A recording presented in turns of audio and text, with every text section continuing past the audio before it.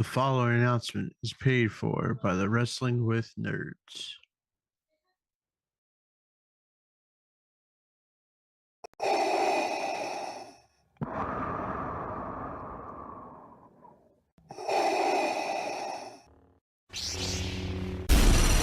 From Mordor to Hogwarts to Gotham, the nerds have come together to create a show for nerds by nerds. Join nerds doing nerd things as they talk about all things nerdy. Stay up to date on the show by liking the Nerds Doing Nerd Things Facebook page.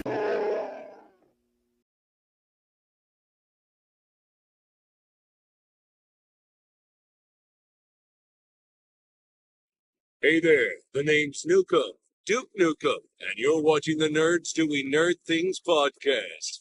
For some unknown reason, enjoy.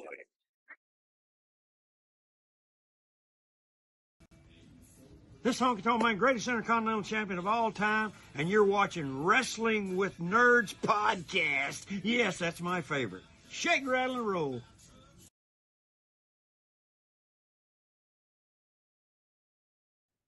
What's going on, wrestling nerds, and welcome to a Wednesday edition of the Wrestling with Nerds podcast.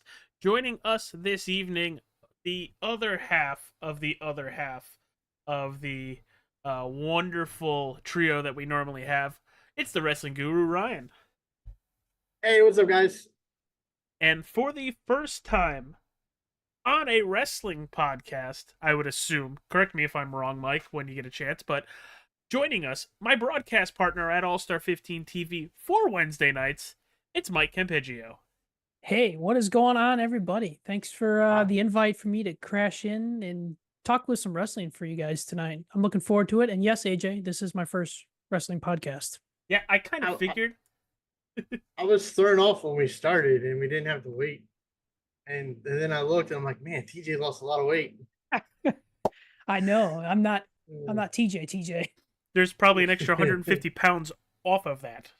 Yeah. No, we missed TJ, like we said there a couple weeks ago, with the fall schedule of his bowling schedule, because he's like 80 years old and he has 3 different bowling leagues. It was going to be hard to kind of line up podcast. He's still with us. He's still a part of the WWE versus WCW of 97 program that we're doing. And he'll be a part of more of those type programs throughout the fall and winter. We're going to have Mike on a couple of times. I've been working with a few others, trying to get a couple other ones lined up to kind of fill in a guest spot. I think that'll be kind of fun for us to do throughout the winter, to get other people's perspective so much. So definitely looking forward to it. Yeah, I'm very excited to see what we got tonight. By the way, let's stop with this whole Mike is your broadcast partner on Wednesday nights thing. Gary's your broadcaster partner on Tuesdays. You know what? I'm just going to sit back and do nothing because evidently I'm not a part of this anymore. I didn't mention Tuesdays. He threw you under the bus. You didn't mention. There's multiple times now where you've mentioned your broadcast, and I'm never in the names of the people on your broadcast. All right. Okay. All right. We got to redo the intro now. I should be A1 top list. I was going to say, what are you smoking? I want some. He's smoking what the Rock's cooking. That's what he's smoking. As long as you said Rock and not the other name, you're good. All right. You start bringing up the other name, and I'm gonna final boss this whole episode. You're the idiot that just said it. I'm allowed to. It's when other people say it that it's annoying. Oh, okay. Gotcha. So, Ryan, let's start with Saturday Night Bash in Berlin, the first televised event since SmackDown from 2006 to happen in Germany. That's a long time, about 18 years, if you do the math, give or take a month or two. But, yeah, that's like a whole Jerry the King Lawler girlfriend. Well, that's just... Sorry. Wow. That's funny. That threw me completely off. That's what I like to do. So, Bash Berlin at the Uber Arena. It's gonna be the last time we get Michael Cole and Wade Barrett together. Do you think they get really pissed over there for the Uber Arena if you call Lyft? I wouldn't be surprised if it's literally like a contract thing. I would think it would be a That would contract be thing. fun. What do they have? Like security outside? Like Uber, go, lift, fuck off. Language. So first match of the evening to start the show, Cody Rhodes and Kevin Owens. They go about 23 minutes. Cody Rhodes ends up winning, but I had a lot of issues with this match. And I don't know if Ryan, you were in the chat when we were watching it. I know Mike was. My issue was when the back and forth was fine, but once Cody showed the knee, which we knew was going to happen sooner or later, Kevin never went for it. And while he held himself back, great, you held yourself back once. The minute he kicks it, though, it was like, oh, it's game time. Why are you now holding yourself back from doing a powerbomb on the ring apron? You've already kicked his knee out. You've held it back once. Now you do it. Start kicking ass. Let it be I felt like the holding back was fine for the one, but through the whole match, I felt like I was missing something. I'm actually gonna not rebuttal, but I'm gonna abstain from this match because I haven't watched it yet. Oh, A Cody match you haven't watched? I totally missed the beginning of the show, and I have not gone back and watched it. Usually when I watch a Cody match, I like watching it a couple of different times, but I have not gone back. I know how the finish kind of worked. I don't know. It's kind of awkward. I think the main reason they did this match is to give you that little bit of a tease of Cody's friends. Like, I think what is going to end up happening is Kevin was more restrained and didn't turn heel on Cody.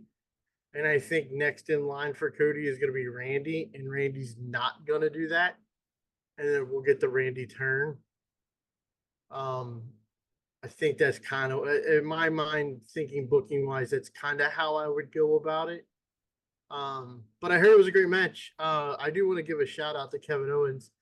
I don't know if you two saw it, but there's a video going around.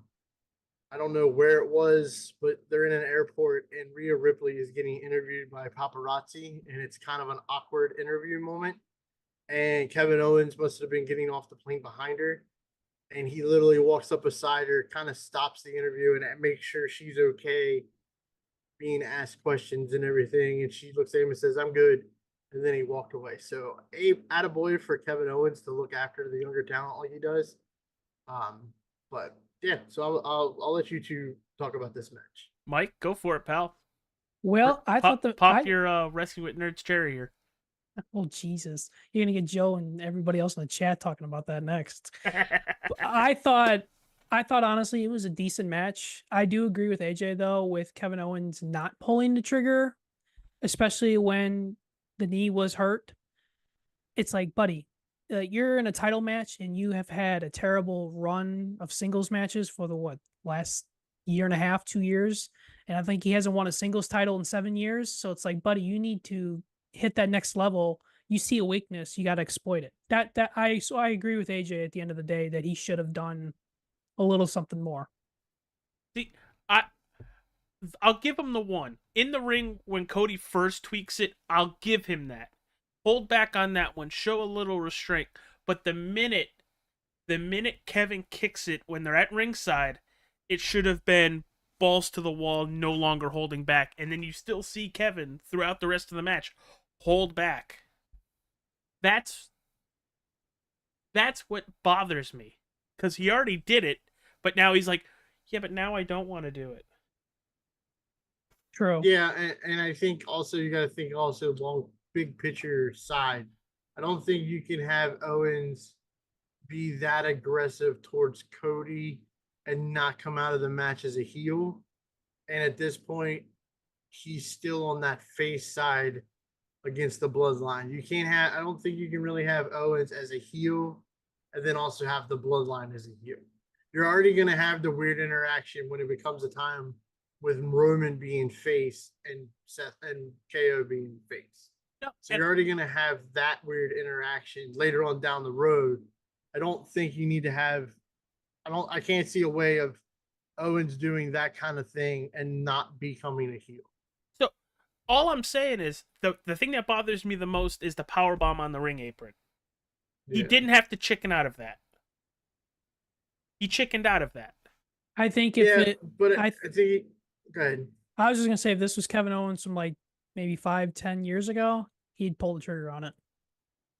Yeah, I mean, if this is the friends group with Jericho, Kevin Owens, he pulls the trigger. Now with the way things are dealt, he knows that power bomb into the apron is almost essentially a kill shot. So he knows that's going too far. Everybody knows the apron of the ring is the hardest part of the ring. It's the less forgiving. It's basically you're out to hurt your opponent on purpose type deal, even though it's a safe bump they make it a safe bump. But the idea for the fans is that's supposed to be a wicked bump by taking it on the apron the way that power bomb works. Kind of like Rollins with the throw power bomb into the ring barrier. It's supposed to be a big spot. I get it. And the only way I say you can have a physical, brutal match is at the end of it, they still do what they did at the end of it. You know, they both hold each other's arms up, shake hands, and hug. It's the only way I think you get by that, because we've seen people beat the absolute crap out of each other before, and then at the end of it, yeah, great job, hug it out, congrats, you won, and then off on their way they go. Out of five, I'll probably give it a 3. It just passes a 2.5 for me. So, Mike? I will say for me, I'll go 3.5. That's Okay. what I'll go for my rating. Ryan, throw in the comments what you're going to give the score. It's Cody. I'll give it a 5. Okay, Meltzer. But no, I have a question, and I thought about this today, and I wanted to get somebody else's opinion on this. Cody's reign has been stagnant. It's getting to the point where it's going to start picking up, I feel. But I want to ask, do you guys think that, remember when he was going to win the title, all the hype was, oh, if he wins, he's going to do the same thing to the WWE title that he did to the Intercontinental title. He's going to introduce a new version of it. We're going to get this Cody Rhodes championship belt. And that's all anybody would ever talk about, was they were so hyped to get this Cody personalized championship belt. It's now been 4 months, 5 months now. We still don't have that championship belt. Does it kind of feel like a presidential thing where it wasn't really told us that it was a guarantee that was going to happen, but like the hype that it was going to happen is what got everybody excited. And now that we're this far in and we don't have one, does it kind of feel like Cody's not fulfilling to that level as champion? If he comes out next week and introduces a new belt, will that breathe new life into his championship? I honestly think it could, but I think out of the 3 of us, you, myself, and TJ, you were the one hoping for a new Winged Eagle more than either of us. I don't care. I just wanted Cody as champion to see where we're going to go from that. Because Roman, as great as he did, as awesome as he is, I wanted to see something new from Roman. So I was excited for Cody, happy for Cody, wanted to see him take the ball and run, which he's done well. He's had really good matches against opponents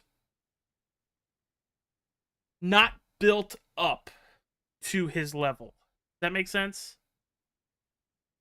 Yeah. Great match with AJ. Great match with AJ. 3 weeks, maybe 2 weeks, 3 weeks of a build. The biggest build he has is with Solo. And then Solo is going to go battling with Roman. Go in the battle with Roman soon. So you need somebody to help Cody now. Whether that's turning Randy heel, Whether that's turning Kevin heel now. Who knows? I don't actually know if a winged eagle... It's like the timeout in the All-Star Home Run Derby. You drop your energy all the way down, hit the timeout, it brings some of it back. I don't know if it does that. I don't know. Mike? You know, I didn't think that was going to happen, to be honest. I honestly didn't think that was a thing, but that's kind of my first indications now that Ryan said that that could have been a thing. So me not knowing that side of it, I don't think it would happen, but if it would happen, that'd be great. But honestly, with his title reign so far, I feel like the buildup that he's had, like AJ said, it's been okay. It's not been the best. The solo thing's his longest thing. And I think what needs to happen is either Randy needs to turn heel and they explore that dynamic going over the next couple months, especially with their history of going way back to Legacy and all that stuff. I'd like to see that. His title reign's not bad. Roman did a really good job of being the baddest heel on the planet for 4 years with that title. And I wasn't surprised that they gave it to Cody at WrestleMania. I figured they would. I would have liked to see Roman continue being champion, but the way that they're going now with his character as a face, I should say, it makes it a lot more intriguing. So I just think Cody Rhodes needs a little bit more build up and a little bit more. He needs a major storyline against a major villain that he's got a lot of personal history with, is what my thinking is going over the next couple months. And I think that will help his title reign. He needs another Thanos heel, if that makes sense. He needs to go against somebody that Who? There needs to be somebody. The only one I can put there is Randy. With how Randy being WrestleMania 25 Randy against Cody and get it personal is the only way I feel you're gonna get any more out of the Cody run, in my opinion. And I love Cody Rhodes to death. I love Randy too. The idea of them two headlining a WrestleMania so personal, or even a Royal Rumble, whatever, them headlining things and they get personal, I take my money. I will gladly give you all my money for that. I feel like Cody's title reign has been like I'll go back to using the Marvel term thing again, but his run has been like what it's like after Endgame. Thanos is gone and there's nothing to do. There's nothing to do. And the same thing could be said with Bayley. If you look at both shows, Raw is stacked with heels. Mm-hmm. SmackDown's not. It's just the bloodline. It's literally the bloodline, and then it falls all the way down to Santos Escobar. I mean, that's literally how big of a fall off it is when it comes to heels, because they're still developing Carmelo, and him and Andrade for the last couple of weeks. Their matches on SmackDown have been fantastic, but he's not even in the U.S. title picture, let alone the world title picture. I think that's why they had to do the Owens matches, because literally they had nobody to go against Cody. And I think they may have went that. I honestly think the other reason they made that turn is because not knowing how injured Jacob Fatu was. I feel like Berlin was supposed to be Cody versus Jacob to lead to Cody versus Solo again. But with Jacob not knowing his injury, whether he's going to be cleared or not, they flipped it and used the KO match. What roster is DIY on? SmackDown. Break them up and let's get heel Ciampa. You would need 6 months to build heel Ciampa. Yeah.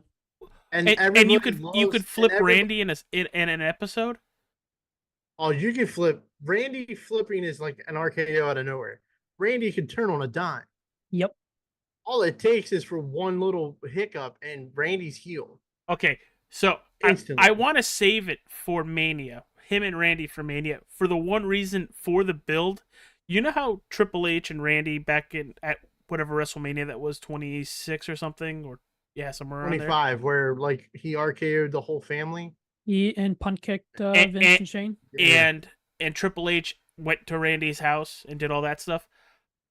Randy going to Dusty's grave. No, Randy going to Cody's house with Brandy. Yeah, I would agree with TJ. That- TJ. I agree with Ryan on that. Jesus. Wrong And fat this guy. is Mike's last episode. No, but I think you can do that same thing. That's why I say Randy as a heel leading into a Mania or a Rumble or whatever with Randy Cody, would get involved too. That's the and thing. it would get that personal. I take my money. I want that. Yeah. Give me a serious story between Cody and Randy that doesn't have anything to do with the bloodline, and let the bloodline story be its own thing. I'm all in. But then what do right we now, do no till we matter- get there? Because he's gonna have to face somebody at Bad Blood. Well, I think it's Solo. The way it sounds like he's going Okay. against Solo. Solo said on SmackDown that whoever wins the match, he's next. So And that's I just think that's just gonna be a straight up match. I think we'll talk about it later. Drew and whatever we do never. I never want to see a Bloodline rules match ever again, no. because it was literally a copy and paste from WrestleMania to SummerSlam. The only thing is some of the people were different. Exactly. That was literally like everybody in that arena for SummerSlam could have cared less about the first 30 minutes of that match. Everybody was anticipating the first interference, because once we had the first one, we knew they were all coming. I hate you with that damn sandboard. I mean, we have this one. Where are you? Where are you? Where are you? Not on that one. It's right. And I mean, you could do Randy and KO. Let them feud. Let Randy. So they let had their them match. just feud. They had their match. Kevin looked like he was going to turn at some point. Why not actually pull the trigger and turn him? I think it goes back to the whole KO being a heel at the same time the Bloodline is a heel, and Owens and all that. I think that all plays a part together. I think you have to look at it as this story of the Bloodline story is the Bloodline, Roman, Paul Heyman, Usos, and then the supporting cast around it is Cody and Randy and Owens and Rock. That's all one story in my opinion. I don't think it's separate, because no matter what keeps happening with Cody and Randy and KO, it circles back to the Bloodline. It keeps circling back to the Bloodline. Yeah. If anything, put the tag belts on KO and Randy beating the Bloodline. Have them face Tama Tonga and Tongaloa and win the tag belts from. I'd be all for that. Give me Roman versus Jacob and give me Cody versus Solo. That basically gives you an idea of what your War Games match is going to be too, Mm-hmm. in my opinion. So, second match of the evening, Bianca Belair, Jade Cargill defeating the Unholy Union, Alba Fire, and Isla Dawn by pinfall. I got this match wrong. I was okay with not seeing them win and them fighting between the two of them. And then Well, I was wrong. Since I went back-to-back perfect shows, I didn't think they were going to let the Unholy Union beat Jade and Bianca again. I agree. That's exactly why I picked Jade and Bianca. And I think I'm hoping, as much as wrestling knowledge as I have and knowing how things work, I hope that this was put back on them to create the split between the two of them to build towards Okay. Royal Rumble, WrestleMania, that kind of thing. And I'm fine with that if that's the case. But I was hoping to get the split here. no, see, I'll tell you this way. TJ thought the same thing, and I don't think you can split them two without there being more drama than just in a match drama. There has to be one of them's ego is going to get bigger than the other, and one of them start going to is gonna start like barking out orders on what they're doing, and then the other one's gonna end up costing a match, and that's gonna cause the split. I could easily see it being Jade becoming the egotistical one and setting it up, because I don't think they're going to turn Bianca, because God forbid they do the right thing. But then again, it's Hunter, and Hunter knows what to do. So maybe they finally do flip the switch and make Bianca a heel. But She was a good heel in NXT. she was really good in NXT because she was not in the main event picture whatsoever. Sorry, my opinion. So before we get to our next match, since we normally do after these pay-per-views, Ryan, yeah, way to take over the lead in our fantasy booking with 50 points. I'm sitting second, tied with second for 43 with Darren. Mike, did you miss a couple pay-per-views? I didn't get added to the chat till like Yeah, he missed Rumble, and I'm not Mania. sure if he It's, Mania, and I'm not sure if he did King or Queen of the Ring or not. Mania didn't. ends it. So were you here for Backlash? Because you only have 19 points. I think he missed Backlash, but he was here for like King and Queen of the Ring. Well- Yes, and then I started going the rest of the way Mike, you have sole possession of last. of last place. Yes, I know. So One of our buddies, Ron, is like, yes, I'm not last, because he's been last for like 4 years in a row. So for everybody watching, whether it's on YouTube, Facebook, Twitch, and now TikTok, hit that like button, follow, subscribe, talk with us. We have a full YouTube chat, so go check that out. Come have fun with us. Go buy some of our cool merch. But let's get into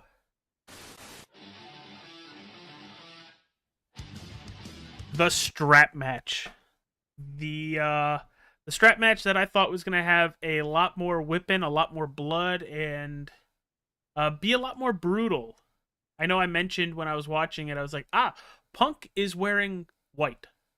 He's going to bleed. Wasn't wrong. I was not wrong. Was expecting both of them to be pools of blood. But then again, it's WWE. I just wanted it to be a little more violent. It was fun. There were portions of this match where just hit the four corners. He doesn't need another go to sleep. Just hit the corner. He doesn't need another one. And then Punk, after each corner, pops Drew McIntyre with a go to sleep. This match went about 20 minutes. Guys, who wants to go? It was all right. Yeah, I figured. Wasn't my favorite. I think everybody's waiting for each match builds and builds and builds, and I think they're just waiting for bad blood, because they're all signs point to Drew versus Punk in a Hell in a Cell match. Which I would assume would be bad blood. Yep. Yeah, and I think you're I gonna swear to get God, blood. if they have a red don't think- cell. Well, I mean, the red cell's not bad. It's when they do a red cell with red lights. It's like, what the hell? Hmm. But either way, I think that's what it's pointing to. It's kind of funny if you think about it, though. If they set that up, so, and I think SummerSlam was kind of a spoiler for that, because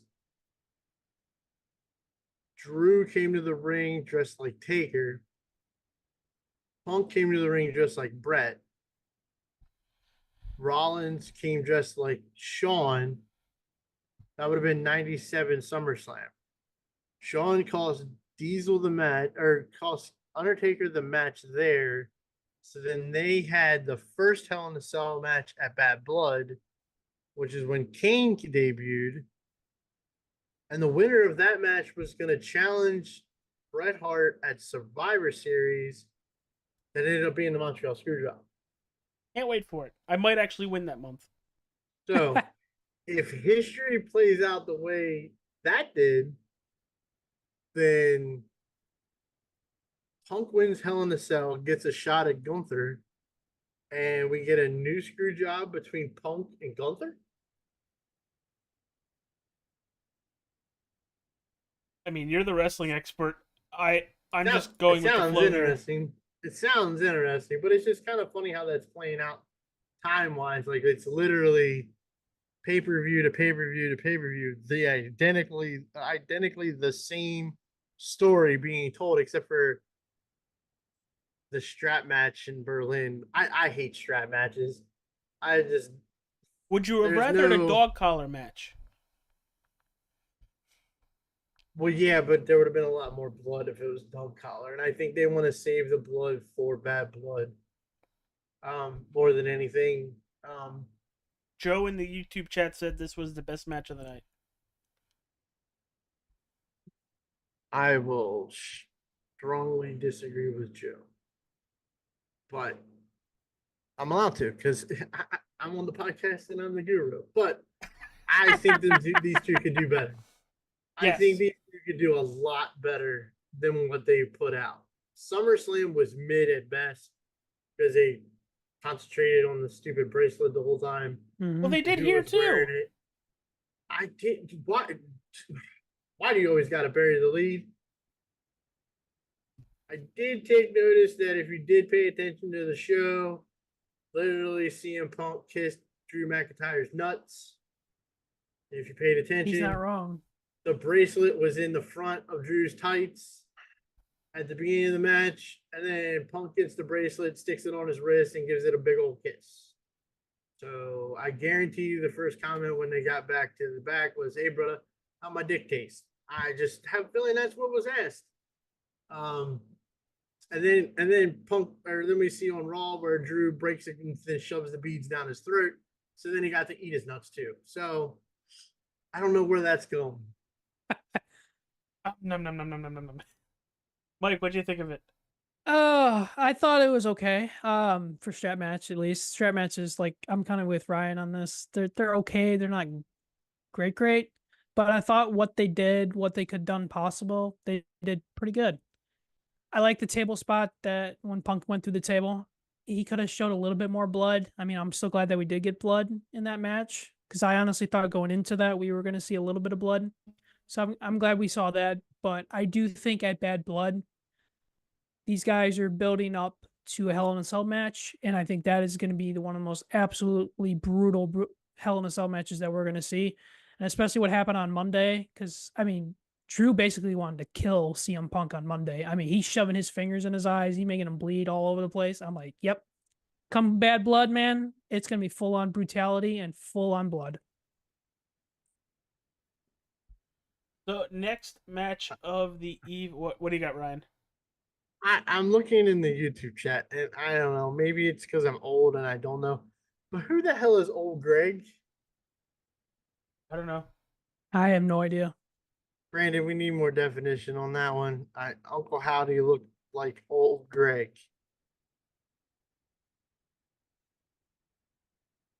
The next match, it is the Terror Twins defeating Judgment Day's Dominic Mysterio and Liv Morgan.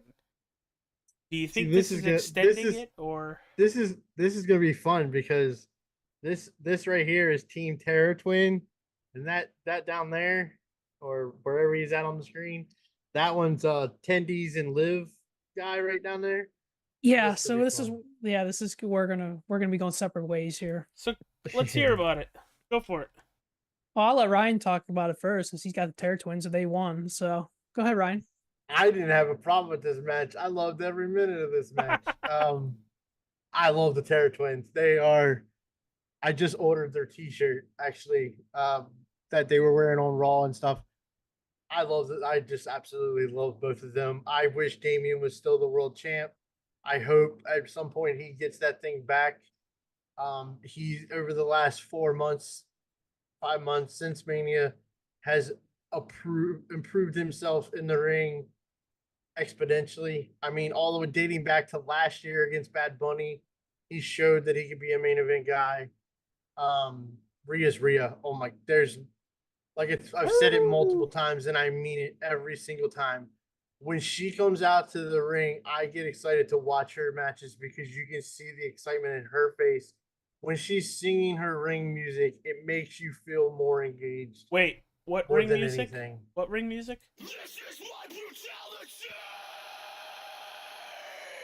It's so good. I there's I almost thought about it this weekend, and I think I'm gonna make it official here. She is now above my queen as my favorite, which is a huge step because getting above Charlotte Flair is a tall task. So yeah, I'm match was great. Match was what you thought it was going to be. It was a lot of fun. It was. They definitely are teasing Rhea versus Dom at some point. We're gonna get that match, whether it's WrestleMania or a Royal Rumble or a Survivor Series or something. We're gonna get Dom versus Rhea, and it's gonna be great.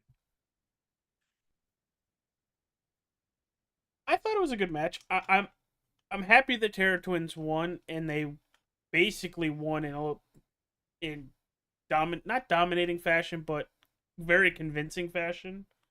I love how they both come out in each other's shirts. T-shirts.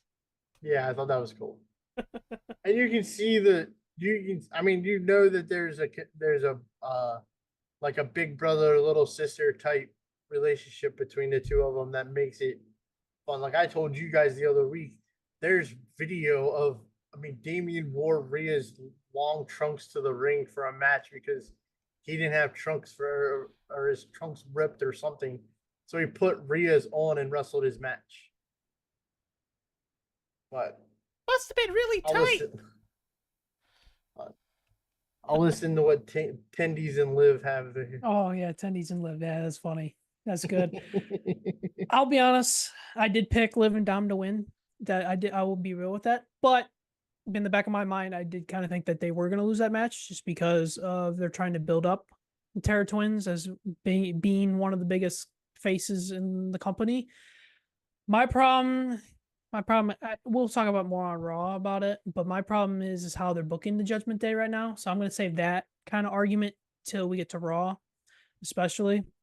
But, you know, am I surprised that they lost? Not really, because I kind of figured they were going to go the Terror Twins way. The match was decent. I do think that Dom and Liv did get a few shots in there. And I did like how they did the story, like the throwback storytelling from like when Dom was first, they were trying to get Dom first in the Judgment Day when Rhea had him in the corner and was doing the leg lock on him. So I like that callback. That was good. I think he was pissed he was facing that way. Yeah, okay. Maybe this was like maybe a few months ago. It'd be different. But I do like how, you know, they came out with the Judgment Day entrance, and especially Liv had like a custom made like whole like Liv Dom like jacket, which was like really cool to see. I just think that there's more storytelling that needs to be done with those two, and especially with Judgment Day as a whole. And like I said, I will get more into my rant about the Terror Twins booking when we get to Raw. But I do think though, with some of the answers that we've gotten from those two, Liv and Dom, about why they joined forces together and why they're a couple, you know, we need to go back on how long ago this start. How long ago have they been working together? Has this been a couple years? Has this been, you know, we need more details to that. But I do think the Judgment Day overall, I like the new group.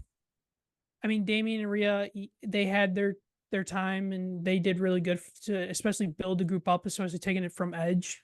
Because when Edge originally started it, I felt like those two, when they turned on Edge and really brought this group into their own, I will give them credit for that. But I like this new version of the Judgment Day because I think you can go in a lot of directions with them. But as for the match overall, it was solid. I mean, you had to book them in a way that they were going to be dominant. But I did think at one point when Judgment Day interfered and when Dom hit that frog splash, I thought, well, they're actually going to pull the trigger and surprise the entire world and have them win. Yeah, Wrong. I think the problem with the Judgment Day booking is if you look at that team, who there can match up with Damian the best? And really, Finn? there's not a powerhouse on that team. No, because on paper, the one that still doesn't make any sense to me whatsoever that is a part of the Judgment Day and really is the one that's like every time he comes out, it's like he's just gonna get his ass beat, is Carlito. I still don't understand that at all. Um, I feel like they need to introduce maybe a new member, maybe somebody of a maybe a powerhouse type guy that could kind of take that lead against Obafemi. Damian. Kidding. No, no. I don't really know who stick in that spot that would make sense. Unless you start making Finn Balor, or unless maybe Bring back the the Demon. answer is the Demon. I Yeah. don't know. Um, I mean, between Lord Farquaad and Tendies and the Finn Balor being what he is, I mean, they're the tag champs, but it's like They've had the tag championships for 72 days, and guess how many title defenses they have? none. It's been 72 days since they beat Miz and Truth. Yeah. Ain't that sad? I feel like But that's there's no sad. tag teams on Raw. That's the sad part. Give me a tag team on Raw. There's none. Mm-hmm. There's none. There's more tag teams on SmackDown than there is on Raw. That's the Yeah, thing. there's literally I can't think of one tag team on SmackDown except for the Yeet Terror Twins, I guess you could call them now. But Mhm. we'll get into that. I mean, that's about it. Other than that, there ain't no tag teams on that show whatsoever. So, final match of the evening. And Ryan, before we talk about it, do you have any issue that WWE for a 2.5, 3 hour show is only putting out 4 to 5, maybe 6 matches? No. No. Okay. If you're giving me quality over quantity, as in you're giving me WWE quality versus bullshit AEW quantity, I'll take the quality. I don't need 15 different matches, but they all go like 3 minutes. Give me 6 matches at 20 minutes at minimum, 15 maybe, depending. And I'm game. I like the way they're structuring their PLEs at this point. I will say the only time that you need a lot of matches around the card is SummerSlam and WrestleMania anymore. I think that's everything else you can do 5 or 6 matches a pay-per-view Yeah. and be done. Well, if you think about the way they're structuring everything, when they go to WrestleMania and SummerSlam next year, they're both 2-night shows. So if you're going to give me a 10 card or 12 card match over 2 nights, I know I'm going to get 12 quality wrestling matches. I'm not going to get this bullshit 2-minute match here and 4-minute match here just so everybody gets a WrestleMania payday or a SummerSlam payday. You're giving me 12 of the best matches you can put on the show, and I'm all for it. Let's get to the main event that went just shy of 35 minutes. Gunther defeating Randy Orton by submission. Honestly, for a Gunther match, I thought it was relatively a pretty decent match. There was a lot of selling going on. There was a portion of the match where I thought Gunther just couldn't chop anymore. And then he would chop, and I thought his arm was honestly going to fall off. So I will give him credit. Gunther did a lot in this match. I thought he was really good in this match, but I felt for the most part it was carried by Randy. Even when he's getting choked out, Randy was still being Randy. I didn't see there a shot in hell that Randy was gonna win this title and get 15, unfortunately. But what are you gonna do? A good match, not a surprising match. Just because we were in Germany, this was gonna be the main event. What'd you guys think of it? Are you holding on to something? You might want to hold on to the desk. Oh boy. I swear to God, if you say you actually like this match, This was my favorite match of the show. well, that doesn't mean much. Being a Gunther match, it means a lot. This was my favorite match of the show. To a point. make that clear to a point. Um, I don't. Them two, they put on one hell of a match. They did. I mean, it was back and forth. Randy worked the arm. Gunther sold the arm, which, hey, AEW or any wrestling promotion, that's called selling for the whole match, not for a couple minutes and then forgetting that I had a hurt arm. And they played that story well. Um, I the I did not like the finish. I don't like the finishes of Gunther's matches. I don't. It makes me I think that have they don't know what to do. the one thing I hate. The one thing I still hate, and I hate it when they do it with any of them, is I hate when, and it's I know it's funny when you think about my likes. I'm a Hulk Hogan fan who hulked up and was indestructible and dropped a big leg. Yeah, yeah, yeah. But in today's day and age of wrestling, I hate when a guy can get beat on, beat on, beat on, beat on, and then all of a sudden pop up, hit their move, and it's over. I hate that. I hate it. I hate it even more is when you're outside the ring and you're dead as a doornail, you're laying flat on your back, and magically they get to 9 and you can get to your feet and get into the ring before 10. Hate that as well. The the shot with Gunther, um, basically the sleeper getting broke up and Gunther just muscling out and putting him right back into the sleeper. I hate it. I don't like the sleeper as his finish anyway, for as big as he is. I don't like it with the power bombs either. I just don't like the whole indestructive hit the power bombs or the sleeper match over. I don't feel like he should have kicked out of the RKO. I feel like he should have grabbed the rope. Or or you do the Gunther angle that he has done before in the past where he gets hit with the RKO, it just keeps on rolling and rolls out of the ring. That works too. But Gunther kicking out of the RKO, I understand the premises for it because in some people's eyes, this was Randy handing passing the torch to Gunther, and I don't really see that so much. Um, it would have been nice though if Randy would have hit him with an RKO after shaking his hand. I mean, the dude degraded you for 2 weeks, 3 weeks on television, told you were nothing and you were a disgrace even as a 15-time champ. You had a match with him and you beat him, and you still I old Randy would have hit him with an RKO. I think that's the biggest thing right there. Old Randy. I think that's going to be a story. Is trying to.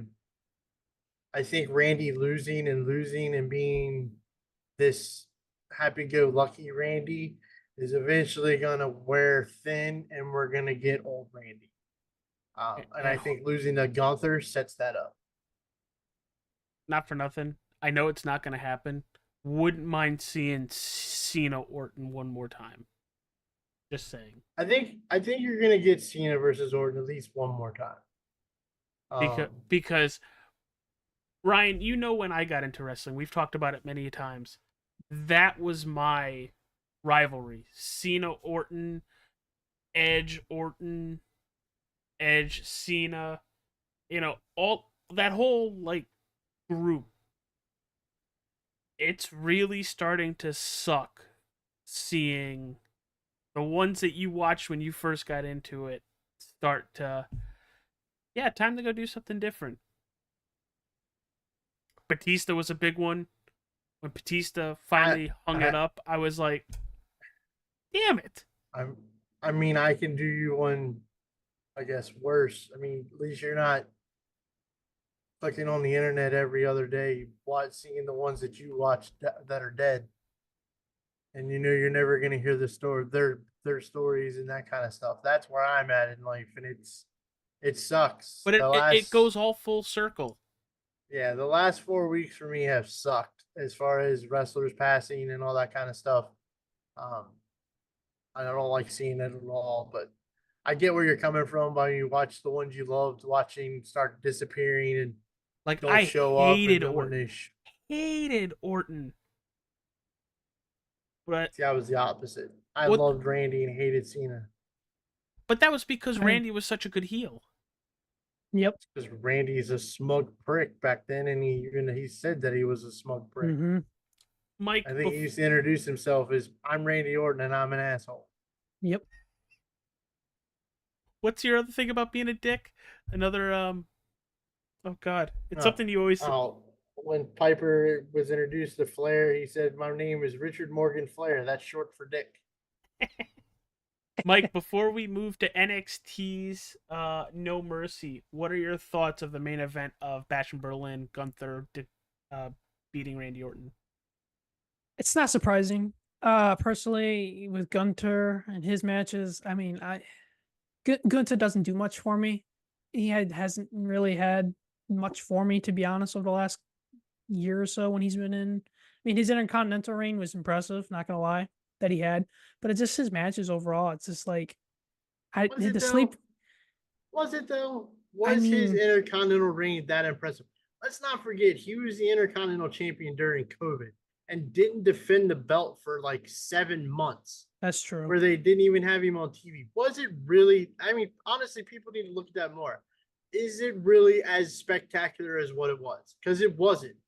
He made nobody bigger or better as the Intercontinental Champion at all, and didn't defend the belt on TV for like 7, 8 months, something like that. What was so spectacular about his Intercontinental reign? I still think Chad Gable What should have won it. he had a Yeah, he had I a agree with banger. that. He had a banger of the match against Sheamus that everybody thought Sheamus should have won. He had a banger of a match against Drew, and then Sheamus and Drew at WrestleMania, and then Chad that everybody thinks Chad should have won the belt then. And then we go to Philadelphia, and God forbid, let's have a Rocky story and have Rocky versus Drago at WrestleMania so Sammy can win the Intercontinental title and then drop it to Braun Breaker. Other than that, there ain't a damn thing of his Intercontinental reign that sets out to me that made it so damn spectacular. I don't know about I know somewhat of this British strong style stuff, but to me, it's boring. If I want to watch somebody actually throw punches and beat the shit out of each other, I'll watch UFC. I'll go to There's a bar. no storytelling. There's no storytelling in Gunther's matches. No, there's hate not. these matches. There's no storytelling, and I feel like with his world heavyweight title that he's gonna be carrying for the next few months, there's not gonna be not much storyline to tell there either. But I also wanted to see in that match, you know how he told Randy that you're a one-trick pony. I really wanted Randy to like have him down after an RKO, go to the corner and be like, "Oh, you think I'm a one-trick pony? Well, I'm gonna kick your I'm gonna kick your head off." Sorry, AJ. Nope, Didn't you're mean to say fine. that. I caught myself. We get one. You get one. You get one. All right, I'm gonna finish it then. I wanted him to kick his head off with the freaking punt kick and just show him like, "Oh, you think I'm a one-trick pony?" I agree. I would that if like I said though a minute ago, if we had old Randy, we would have got a punt. I think the punt means more when it's sad to say it because When I'm it's wearing personal? his hat, but the punt means more when he kicks Cody in the head. And then you But don't see we Cody for 2 weeks. I mean, I don't want to see Cody for a month. after the punt. I want him off TV for a month. So it's gonna have to be at the pay-per-view or right after a pay-per-view because have him punt him the night of the Royal Rumble. Not even they don't have to have a match with each other. And or don't put see them in him the till Royal Mania. Rumble together. Put them in the Royal Rumble together. wait, but then where's the title off of Cody? Have you not watched Royal Rumbles the last few years? Brock Lesnar was in the match as the champion. Roman Reigns was in the match as the champion. But Roman was in it because that Rumble he was defending the title. You could do that, or you just have you have it where Randy wins the Rumble again. See, I'd rather have that. Cody comes out to kick. Yeah. Yeah. And it ends with Randy punting. Two things occur there. One, we set the world on fire headed to WrestleMania between these two. And two, Randy Orton ties Stone Cold Steve Austin for the most Royal Rumble wins with 3. So then the Rattlesnake and the Viper hold the record for the Royal Rumbles. I'm all for it. Sold. Triple H, book it. Book it. I don't even want the copyright fees to it. I don't even care. They're a couple Just give cents. me Cody versus Randy. Again, I just I I don't care about Gunther and his world championship. I really hope that what we know from Raw is going to take place after Bad Blood. Give me that. I'll take it. Maybe we'll get a CM Punk world title reign out of it. I'd be happy for that. Wow, you've completely turned scope on CM Punk in A year. 10 months. Well, I mean, the biggest thing was he he now knows that grass isn't greener on the other side like he thought. And a lot of people have said it. I've heard a lot of interviews speaking the same truth that this is a completely different WWE than before. A lot of it, And even a lot of it, and for what I'm even- hearing from talent, he started this culture before he left. and even when he arrived at the empty arena wrestling show that only has half an arena, he apologized for how he left. That was always my biggest gripe with Punk was how he left. You don't walk out on fans for any reason whatsoever. The same issue with Stone Cold. It's my same issue with Stone Cold. I love Stone Cold Steve Austin. He is nowhere close to my top 10 because he walked out on fans. You don't walk out on the paying customer for any reason whatsoever. You handle it after the show. This is why I like you're consistent with that. I hate that. That's why I didn't like her to begin with, and I still don't like her anyway. But Mercedes Moné, Sasha Banks, Snoop Dogg's cousin, whatever you want to call her, I give two diddly shits about what she's doing because she walked out on fans because she wasn't happy the way she was getting booked. Yeah, but didn't I could Naomi? Didn't Yeah, Naomi? Naomi do it too? walked out. Yeah, they I walked out was- at the same time. I was getting there. Oh, okay. I could care less what she's doing. She's the third wheel of Bianca and Jade at this point. Mm-hmm.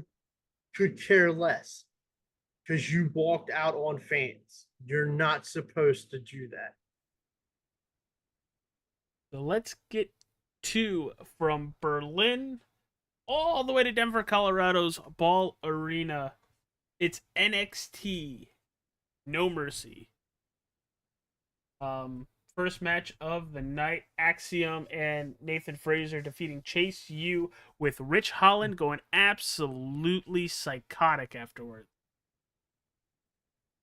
I enjoyed this match. I Hey, really, you watched really, it. Cool. I did. I really, really enjoyed this match. I kind of thought think- Axiom and Nathan were going to break up at points in this I- match.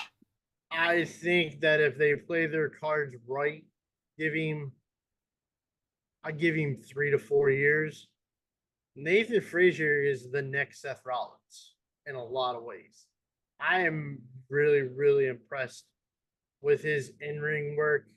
Can't believe you said that. I mean, I think I was watching it in the Discord, but on my phone, and I said and there's the wall. There's the Sorry. computer. That's There's the me. wall. That's my fault. That's my fault. It just fell off. So we're good. I said the exact same thing, and it's scary because I don't even think we were in the same Discord. I don't think we were either. I wasn't watching when you were watching because I came in late. Kind of forgot that it was on, so I watched it back later on that night. But I really like Nathan Frazier. I'm gonna watch more to see him. The Axiom character is okay. Looks like a Power Ranger. Yeah. The As long as it's not the Green Ridge Ranger. Holland.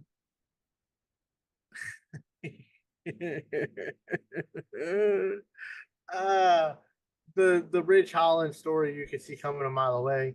I have a feeling he's gonna align himself with Sean Spears. And Spears and him and is it Jensen? Brooks Jensen, I believe, is the one that was the alcoholic. Yeah. They're gonna become a group together, and I feel like they're gonna they'll eventually be the ones that take the belts off of Frazier and Axiom, which I'm going for because I love Sean Spears, very underrated as a wrestler. One of Cody's best friends. That's why he's back in NXT. I would imagine eventually he's gonna make a main roster appearance. But I really did enjoy this match as far as the athleticism between all of them. The Andre Chase is just a weird individual, like in ring wise. He's just awkward. He looks like you're beating up your account. But it's so good. It is, but it's literally, and I don't know. It's just like it's I like love beating the up your whole account. Chase U aspect, and it has nothing to do. 100% has a lot to do with Thea Hale, because I think she's so good. Honestly, I like Chase U altogether, and I'm waiting for them to hopefully go to the main roster together. But I like Duke Hudson. I wish he was more of a badass kind of guy, but he seems very soft to me. he's a Like tall, he's the tall dude, right? he's the muscular, he's the Yeah. power of the team. With I the, wish he was a little bit more on edge with that than what he is. What, you got a leaky ceiling? No, there's a spider, and I'm making sure it stays there. You don't want to And become the next Superman? choose Superman, the Spider-Man, flamethrower. Well, I'm currently recording. The house fire will be following the podcast.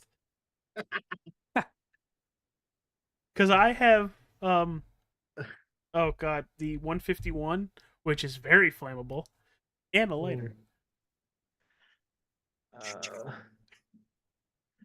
I'll turn it to Triple H. The next match we had was. Oh no, we didn't get Mike's opinion because his camera fell down. Mike, your thoughts? Well, here's the thing. I have not seen all of No Mercy. I've only seen bits and pieces of it. I have not seen the whole thing. So, Alright, so I am relying on y'all. Chime in when. All right. So next up we had Zachary Wentz versus Wesley. Which Zachary would have been is the Nat- he was- X Division champion. Yeah, he just won the X Division title in TNA. These were the tag team. These were the MGK in WWE and NXT. The Wascals. Zachary Wentz is the one that got fired. He went back to TNA. They had a huge 6-man match that they lost. Wesley took it out on him because he's the one that left him in NXT. Very personal match. Very good match. Very physical match between two friends, basically. I like that they gave the TNA guy the win. I like that. I can see Wesley is so good. Within 5 years, I wouldn't be surprised if he's holding a major title. Within a year, I wouldn't be surprised if he's NXT champion. Wesley, at least I think he is very good and that good. He is good. I'll give you he is good. And he may be an NXT champion at some point. But I mean, I feel like you know how I'm a big guy. I'm a big guy. I had a feeling you were going with that. There's a limit to how small you can be to be world champ. I know the first person that popped in everybody's mind was Rey Mysterio. He's 1 in a million. That's the easiest way to put it. Is Wesley 2 in a million? That's a steep hill to climb, and I don't think he could climb that. Then what do you think? His maybe a mid-card title? Could you give him the IC title or the US title? Sure, why not? I mean, we've given it the worst. I think honestly, it would be really cool if this would be the time period where if NXT still had a cruiserweight championship, this could be a lot of fun. 205 because I feel like they could merge the X Division title and the cruiserweight title together and have it on both shows back and forth as a split company title. That would be a lot of fun because there's a lot of guys in TNA and NXT that I would like to see fighting for that belt. I mean, I wouldn't mind that, but then how long do you think this is going to go for? I think this is going to be a substantial relationship. I kind of get a feeling of this is WWE, ECW, early 2000 type. We'll get to it. You got to remember the production deal for the streaming service thing that TNA runs on is owned by TKO. I know. and this is very off topic. Zachary Wentz and Wesley, phenomenal match. I could see them go an hour, and it'll still be entertaining. Especially if you have, I can't, Trey McGill. thank you. Yeah. Him getting involved at some point, which he was there last night as well. But I want to see more between the two of them. More, like, they're having matches against each other. This, I think, was the first one where enemy won on enemy soil. Yes, this is the first time TNA has won in NXT. Or And I other don't way think around. I don't think anybody in NXT has won in TNA. I was hoping, and we'll get to the main event, I was hoping that was going to be 2. Because we'll get there. Anybody else on the Zachary Wentz and Wesley match? Nope. Okay. Nope. Kalani Jordan defeating Wendy Chu by pinfall to retain the NXT Women's North American Championship. Another good match. That bitch is crazy. That I've dated some crazy chicks. That ain't no getting near that one. I did watch this match, and yeah, she gives me the vibes of Psycho Chick. All right, well, this is good because I didn't, so you should Psycho take chick. this one. Psycho Chick. Yeah, right. That's exactly the vibes that I got from that. It was a great match. I love Kalani Jordan so much. She's good. She's so good. So who's the stalker chick? Because she popped up and I don't remember her name. It's Tatum Tatum- Paxley. It's the same one yes. that cost Jordan Grace the match against Roxanne Perez. Are we getting something between them? Because that's just Too Psycho? I don't know. I really don't pay attention to like there's a level Wendy of crazy. Yeah, this is just like some weird Like, fandom. we're getting close to my wife level of crazy. Hey, watch like a fastball All come flying through the right, head. just copy paste in that video to Jess. A fastball coming at 95 miles per hour to the head. Got it. But like, Nope. I don't know. I got the It's ball. just the creepy goth like sleepy bedtime Asian chick and the crazy with the I'm Joker obsessed with smile. crazy championship belt stalker girl. Who knows where it's gonna go? I mean, you're technically getting closer to Halloween, so you want to make a vibe about that. I mean, Havoc's got to be coming up. Yeah, it's true. The 27th Of October? of October. It's in Hershey. It's in the candy factory of the world. Shoot, that's in driving distance. Checks his wallet. Whoa, where'd that I come mean- from? Somebody's going. Yeah, I'm aware. Very much aware. I might miss a race the next night to go to Raw. I mean, me too. I mean, no, I can't. Next match, Oba Femi Sucker. defeating Tony D'Angelo in a singles match for the NXT North American Championship. I kind of thought Tony got hurt. I thought Tony effed up his leg here. But good for Oba Femi to keep going with it. Like, you know how some people get like, I don't know what the heck to do. He might actually be hurt. What should I do? Not one bit. Oba just kept going. And Ryan, here's a big boy.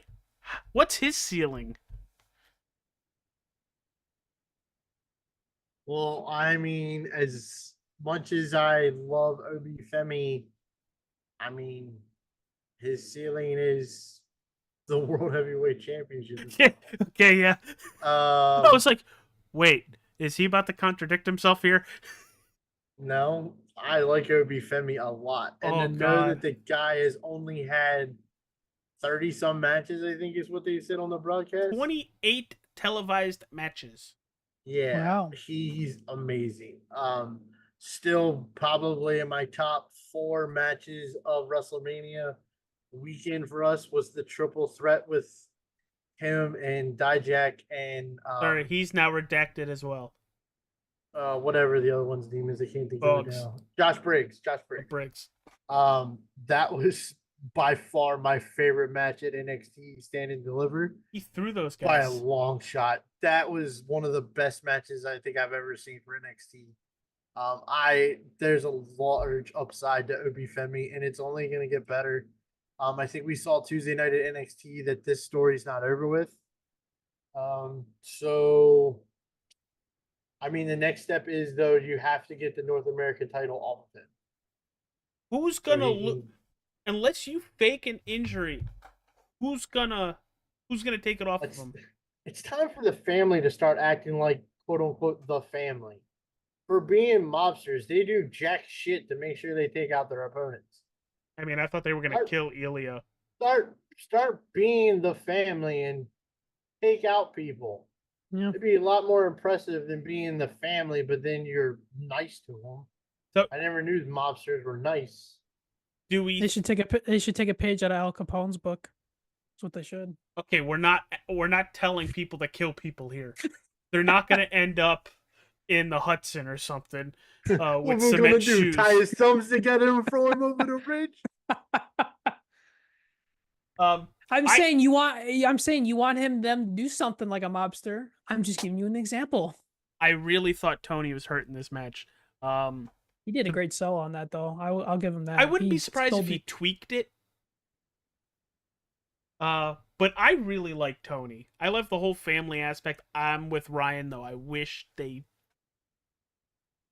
If they you're gonna acted be like the an family, effing mob. Be the family. Yeah. Make backsided shady deals in strip clubs and laundromats. Okay, can I say The Sopranos? Is that any better for you?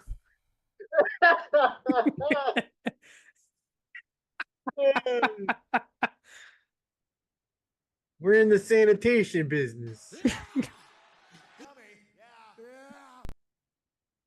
I didn't say anything wrong there. Anybody else on that match? Because I just completely just went there. Go. Good match. They're two of the best workers in NXT, and they proved it. Next I would match. agree with that.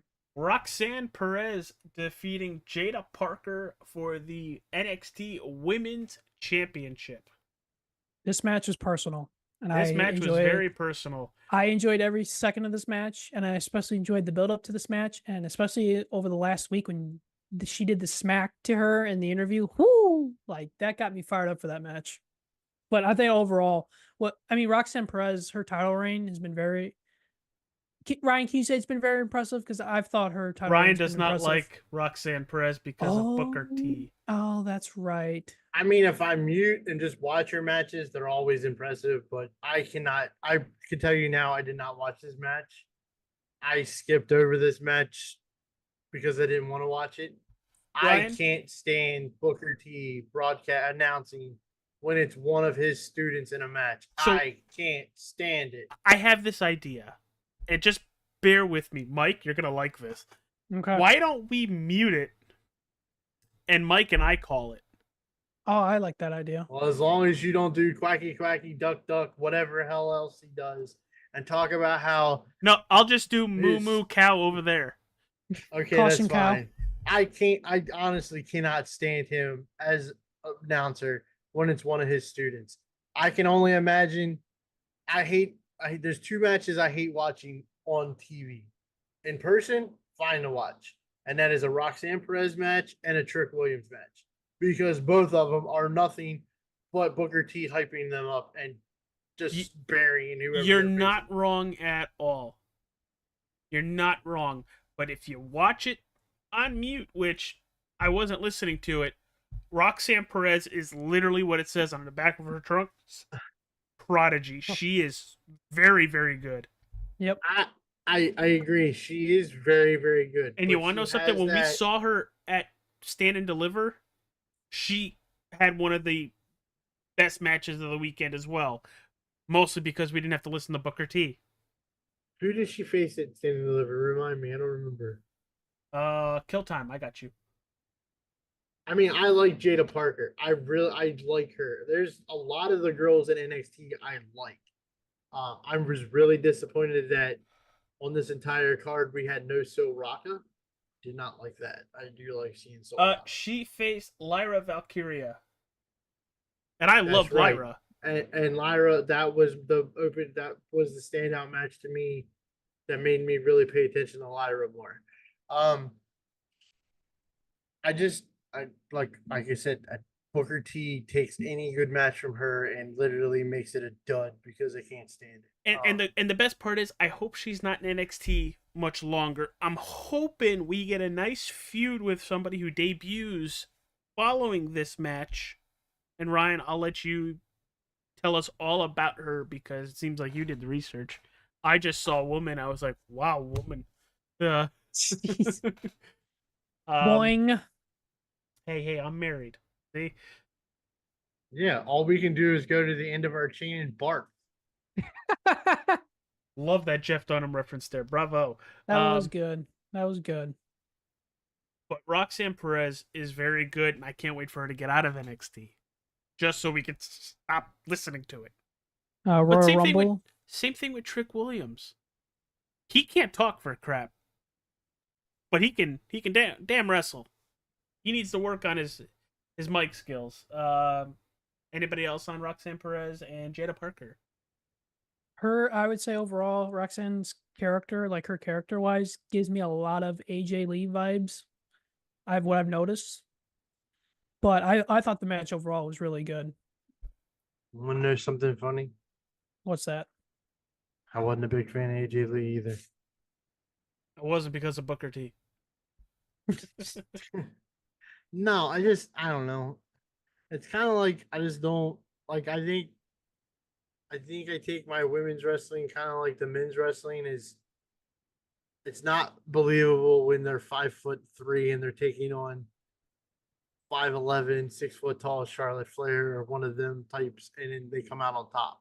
Just to me, it's not believable. All right, Ryan. Kind of always been my thing on that. What beautiful new superstar did we get following this match? Sorry, was trying to. We finally got the NXT debut of Giulia. We did get a view of her, I think, at WrestleMania. She was behind the announcer's table. For that, she was still in Stardom, Stardom is like the women's organization of New Japan. I haven't gone super in depth like watching her stuff. I've been meaning to do that and just had been putting it off. I know she was at Stardom. She'd been on Wrestle Kingdom. It's and Marigold. Or no, Marigold is the company that is New Japan related or All Japan related. Sorry. I'm still learning these Japanese leagues as I start learning more and more in depth of other wrestling cultures. She's gonna be fun. I just hope they don't.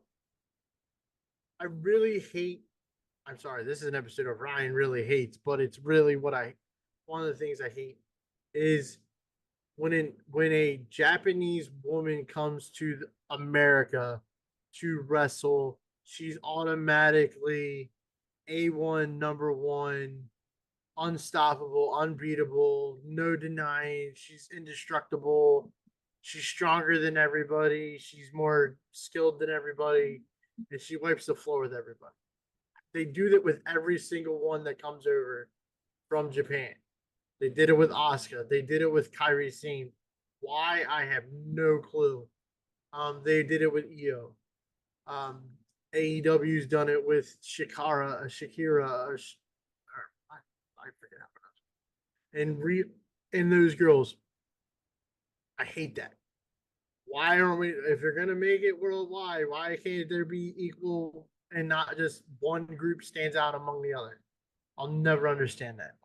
But I'm looking forward to her match with Roxanne. I believe by the challenge, it's going to be on the first NXT on CW, which I believe takes place next week. No, October First week Yeah, of they switch in October. October. They switch in October to the CW. This is gonna be a really weird time for wrestling because there's literally every show is changing channels within a 4 month period or three Yep. month period here.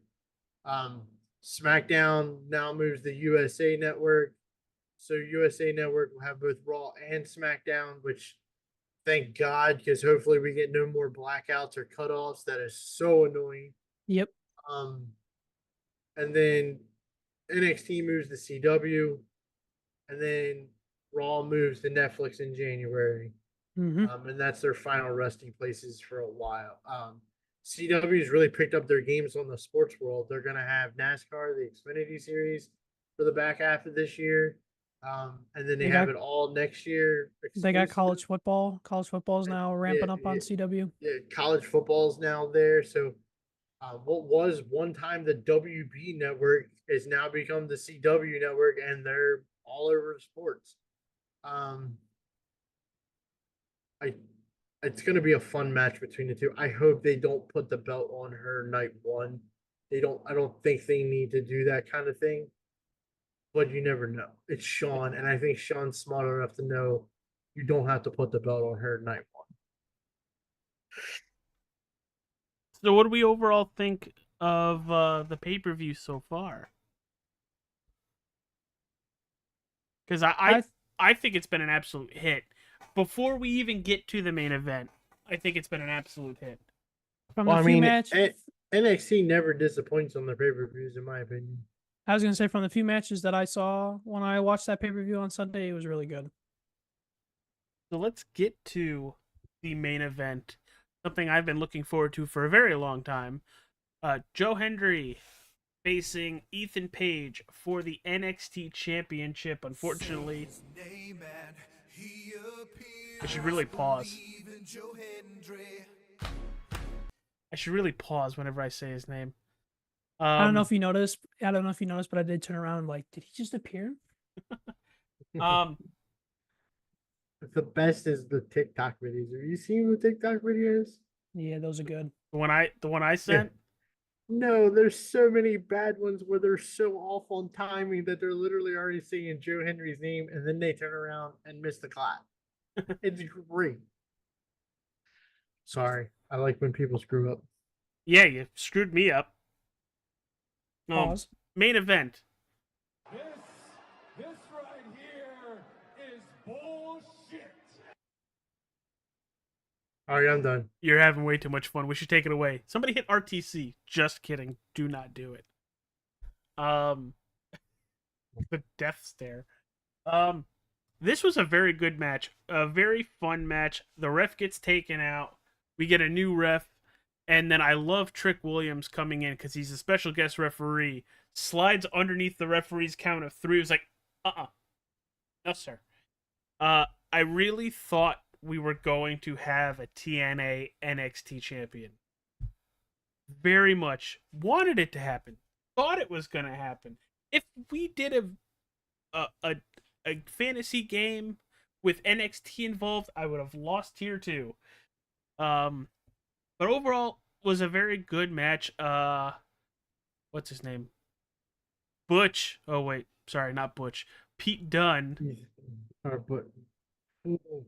Don't call him Butch. Yeah, That's why I Jackie did Redmond it. made that mistake. He beat up Trick Williams after the match.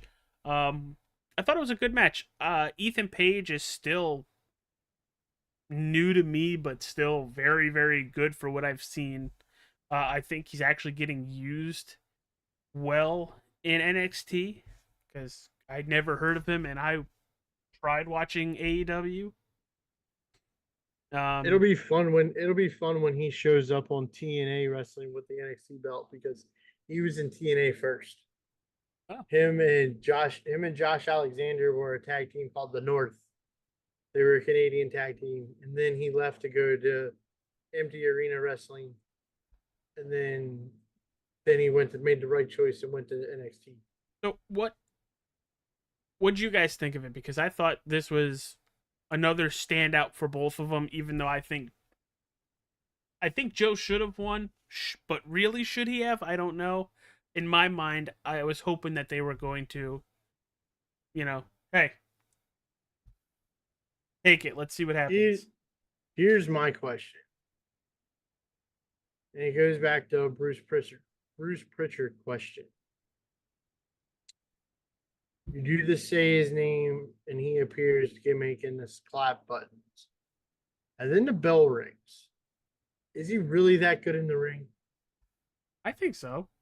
Is he a standout in the ring, like top dog? Let's not forget, he's challenging for the NXT championship, and he's not even in the main event picture, so to speak, in TNA.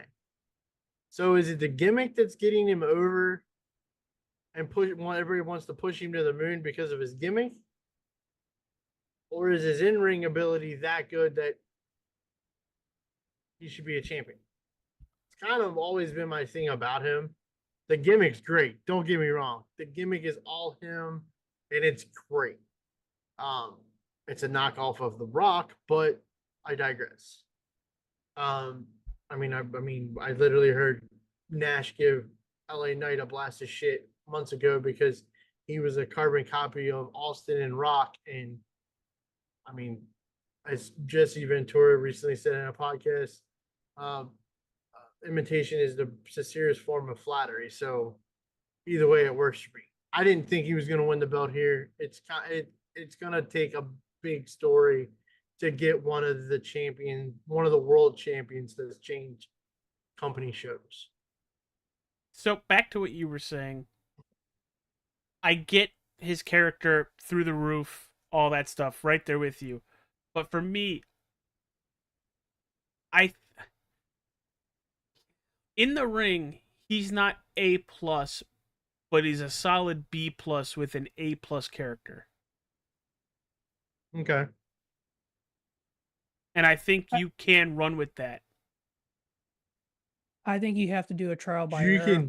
You can run with that, but can you run with that to take the NXT title off of somebody? Do you think Ethan Page is that? I think Ethan Page is an all-around solid B contender, but is he better suited? Is the guy to want to be remembered to take the NXT title to TNA? Should it be Joe Henry or should it be Moose? Moose. Yeah. Yeah, I get what you mean. Or even I'm ready, honestly, at this point, I'm ready for bring me Nick Namath and give me Nick Namath versus Ethan Page. Ooh, that would be good. Sure. Do you think Dolph wants anything to do with WWE yet? I mean, maybe in a couple years. We are seeing JBL show up everywhere. Maybe he's actually recruiting for the Fed. I'd say give Dolph a couple years and see what happens. Maybe, a couple years can change his mind. I think Ryan's trying to figure out his headset right now because his earbuds died. Yeah, my earbuds died. Sorry. What was you both saying? No, I was making a joke because you mentioned Nick Namath. I was like, does Dolph want to come back? Do you think he actually wants to come back? And then I mentioned JBL's been all over the indies and even on TNA in the last week. I wonder if he's recruiting. I that has been one of like the focal points of pro wrestling in general that I have been following more and more intrigued with every time I see it. I mean, he was at AAA, he was at or CMLL, whatever one it was. He was there. He showed up at TNA. He showed up at GW or GCW. I'm waiting for him to walk through the door at NXT. We could be in for a really cool little pay-per-view thing here going on that might even be better than for Forbidden Door. So it's a good possibility. Yeah. I'd be all for it. I'm just happy No Mercy. Honestly, I think No Mercy was better than Bash in Berlin. Yeah, I would tend to agree with that from what I saw I comparing the two. I think you're getting two different types of wrestling for both shows, and that's what makes it different. Um, NXT is giving you more of a high pace type show, High octane, yeah. whereas WWE is Bash in Berlin was not a high paced show. It was a very subtle step back and watch the masterpieces as they go to work type deal. Yeah. And I enjoyed it. I would say I would rate both of these shows pretty good, as I would give them both a B from what I've watched. Um, we're at the point now where like that summer lull is over with for WWE, so now it's time for everything to start picking back up. Yeah, 'cause now we're on the road to SummerSlam. Survivor Series. Yeah, now we're on the road to Survivor Series. We're on the road to Netflix. Raw moving to Netflix. To answer James' question in the YouTube chat, it's gonna be amazing. Is it gonna be night and upset day? a lot? Is it gonna upset a lot of people? You're gonna have your old timers complaining that they have to get a streaming service, then realize they still pay for the streaming service when they bought it 15 years ago. They just don't realize they've been paying for it. I don't mind them moving to Netflix, to be honest with you, because that's what television is moving towards. And a lot of major sports, a lot of special events are moving to Netflix. Yeah, I mean, Netflix was the first ones to get into the stand-up comedy game. They're the first ones, really, besides Amazon, that are pushing that sports boundary on streaming platforms.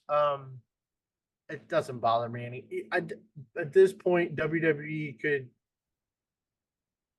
Well, they've already done their own thing, but I mean, they could charge me $100 a month, and I'm paying for it. Well, and then I'm mooching off of yo ass. Well, it wouldn't be the first time you've mooched a streaming service off of me. It's only Peacock. But I mean, no, it's not. I mean, I like that they're moving to Netflix. I don't think you're gonna get. I've seen the TikToks where it's like the first night that they're on Netflix and he's announced this Seth, you know what, Rollins. No, it's still gonna be Seth freaking Rollins because they're still gonna be advertising towards kids. That's not gonna change. So you're telling me we're not going to see Liv and Dom in like a Edge Lita type thing?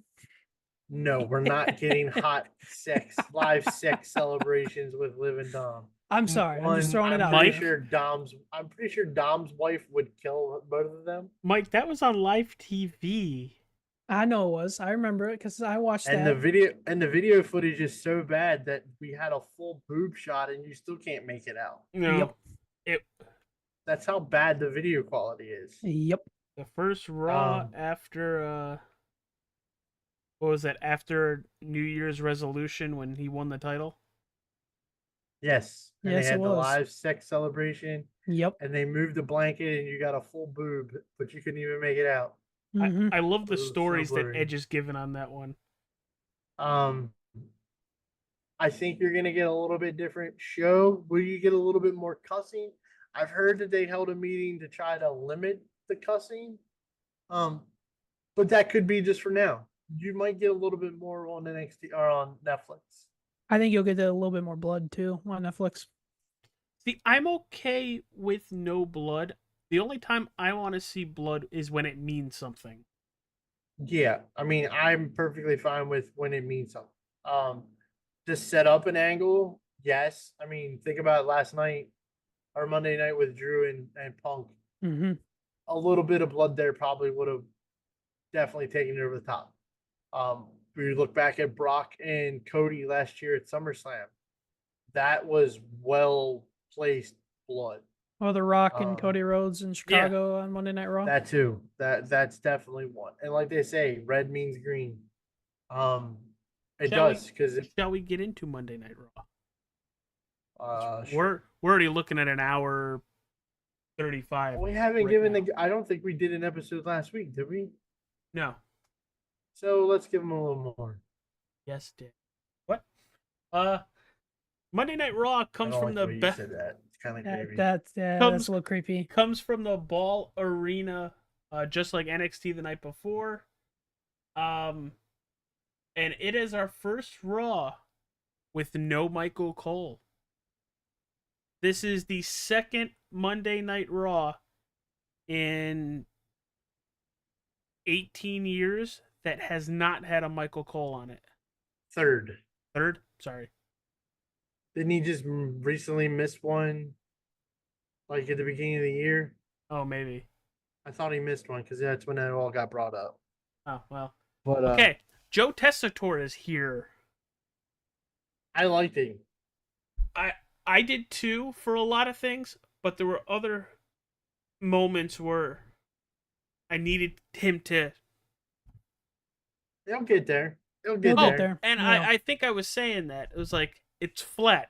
It's going to get there, but right now it's just flat. And it felt like Wade Barrett, for the most part, was carrying the I think show you got to tonight. remember, too, them two got to build up some kind of rapport with each other to bounce things off of each other. And once that happens, they're going to click. And Just Joe, the way he took care of the Punk segment, that was awesome. The way he called that. and Joe even came out this week in an interview, and he said that there were times on Monday that he didn't do a great job, but he took it more as I was a fan that night, but now I know what I need to improve on and get better at it. Because even Joe came out this week and personally said that in an interview. Like, I have all the faith in Trips thinking, hey, this is the guy to run with. Okay, Hunter. Is that better? Trips. What are you on first name basis previewing with each other? No, that I really need to go wear my Paul Levesque guy shirt. You know what the What? best part of this show was? What? This is my brutality! That it opened with her, that I didn't have to wait. Well, go. Speak about your, future ex-wife. Or is that There's still no- Natty's sister? There's no X in that. Not at all. There's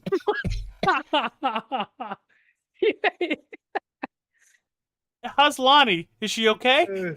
she'd understand. Oh, okay. I'll pass. Oh my goodness, you made I him choke mean- on his soda. Pepsi came up my nose. I mean, if you watch your show enough, I make AJ choke on his drinks at least 2 or 3 times a month. That's what he wants Rhea to do to his neck. I mean, her walkout was great. Oh, She shit. wants her belt back, which is great. Bad blood. The whole bit with the ring rope was a nice touch. I don't understand how fans are giving Liv Morgan credit for it when she did absolutely jack shit to do anything. It was all a safe spot. It was not an impromptu spot. No. I mean, she steps at Dom and puts her foot through the rope. She was gonna go over. I kind of agree with TJ though. TJ made a good point. If she's supposed to be so dominating, this might be part of what Mike's deal is with her. If she's supposed to be the end all be all on Raw, she gets hurt a lot. She got her shoulder hurt. She got her shoulder hurt again. Now it's her knee.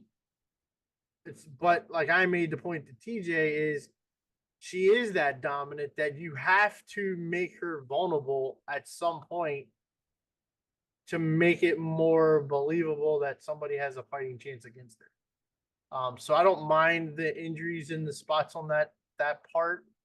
It's same thing with Cody, right? With him tweaking his knee. I guess the Cody knee tweak thing when he said it on SmackDown, I was kind of like, okay, so you tweaked your knee, not Big on deal. a live show. So is it really that big of a deal? Yeah. Did you really tweak it? Did you really kind of do that thing? But I Mhm. think making Rhea vulnerable on TV makes it more competitive when she goes into a match with somebody, let's just face it, way smaller than her. It gives them that Achilles heel to attack on her so that the match has a build to it. But I've been waiting on this for, I think, a whole night now. So I'm all ears for Mike's booking of this whole angle. Okay, so my thing on this is yes, she can be built to be vulnerable. I get it. My thing, I love the Donald Trump hands. Go ahead. It's but everything is my great. It's wonderful. It's the best it's ever been. Sorry, you fantastic, gotta make the hands really tiny for Fantastic. that. right? My thing is to you got to give. I get it. It's the on paper they're the two different sizes and everything and all that stuff, and you got to build her in a way where she's gonna be overcoming all these injuries. But at some point, it's like, okay, my thing is come at the end of the show. I'm gonna skip right to the end of the show. Coming out on a crutch, she can all of a sudden just start whapping Liv's ass on one leg with a crutch. We've seen that before where I know we've seen it before, but that's my where I'm like, what is that? But see, I think I will give you this. I think they played that wrong, in my opinion. I think they played that is the one part of it they played wrong. Is if you really wanted to get the one up on the Judgment Day, is she went to the back, she got her knee looked at, ice down, whatever, however you want to go about it. Even give her a shot or whatever to numb it so it doesn't hurt. Or it was something that it wasn't her knee, it was maybe her muscle or something. So that when she comes out and she smiles at Liv, she should have been able to take the knee brace off and sell it as in, ha, I screwed you guys over. You thought I hurt my knee. I'm perfectly fine. And then let me take care of Liv. remember when Batista That would have did been it? the right way to book that. It should have been faking the injury, smiling at her, and then blasting her with a crutch. Yeah. Because when she comes out and she faces her, Liv laughs because she thinks she's hurt and she's gonna have the one up on her. If they wanted to play the knee injury more, then you have Liv kick the knee out from underneath of her, not the crutch.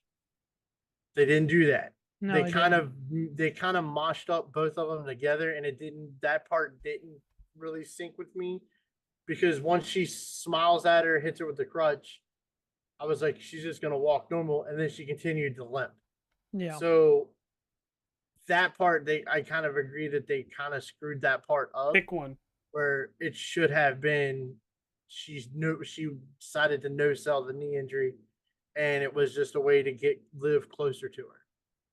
Because if you pay attention to that part too, Liv like gets to a distance and then realizes it's safe to get closer and closer and closer, and then when she gets as close as she can, that's when Rhea smiles at her.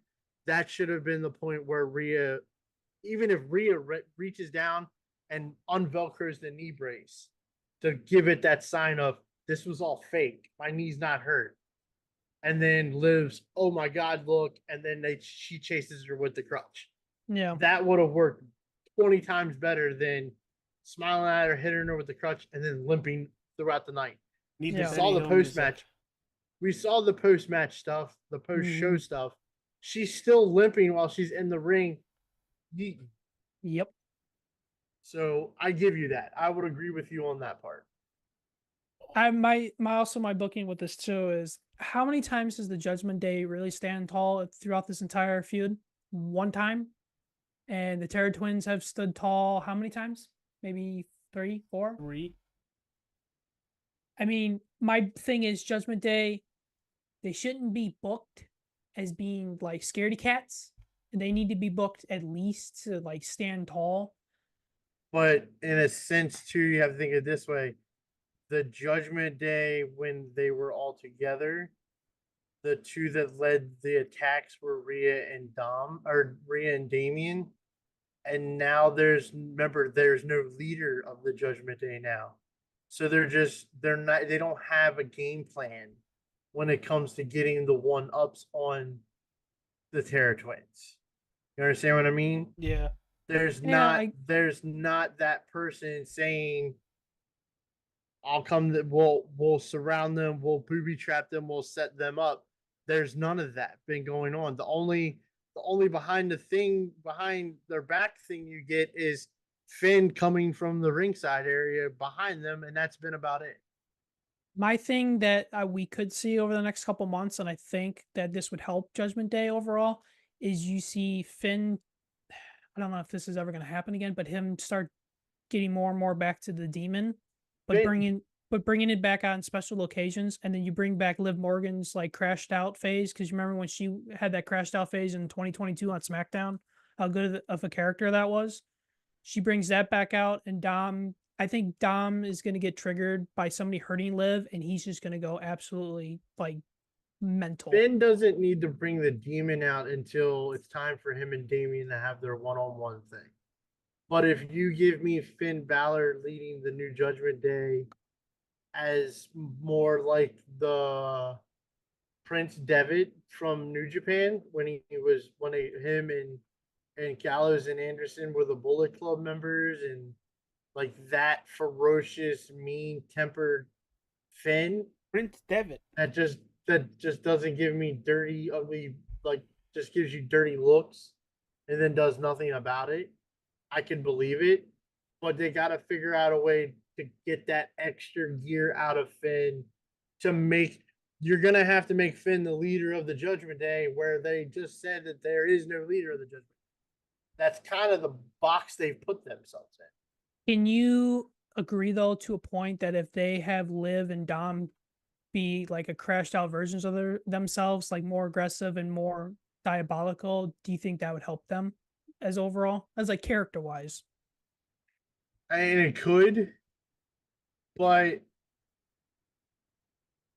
you have to get Dom there. You can get Liv there. Liv getting to that. Well, that's why I brought up. out. That's why I brought up Liv getting hurt in front of Dom, and that triggers something in him. Because if you remember from Raw a couple weeks ago when Ray started talking crap about Liv, his face like turned like a 180 and was like, "Oh, you don't talk crap about her."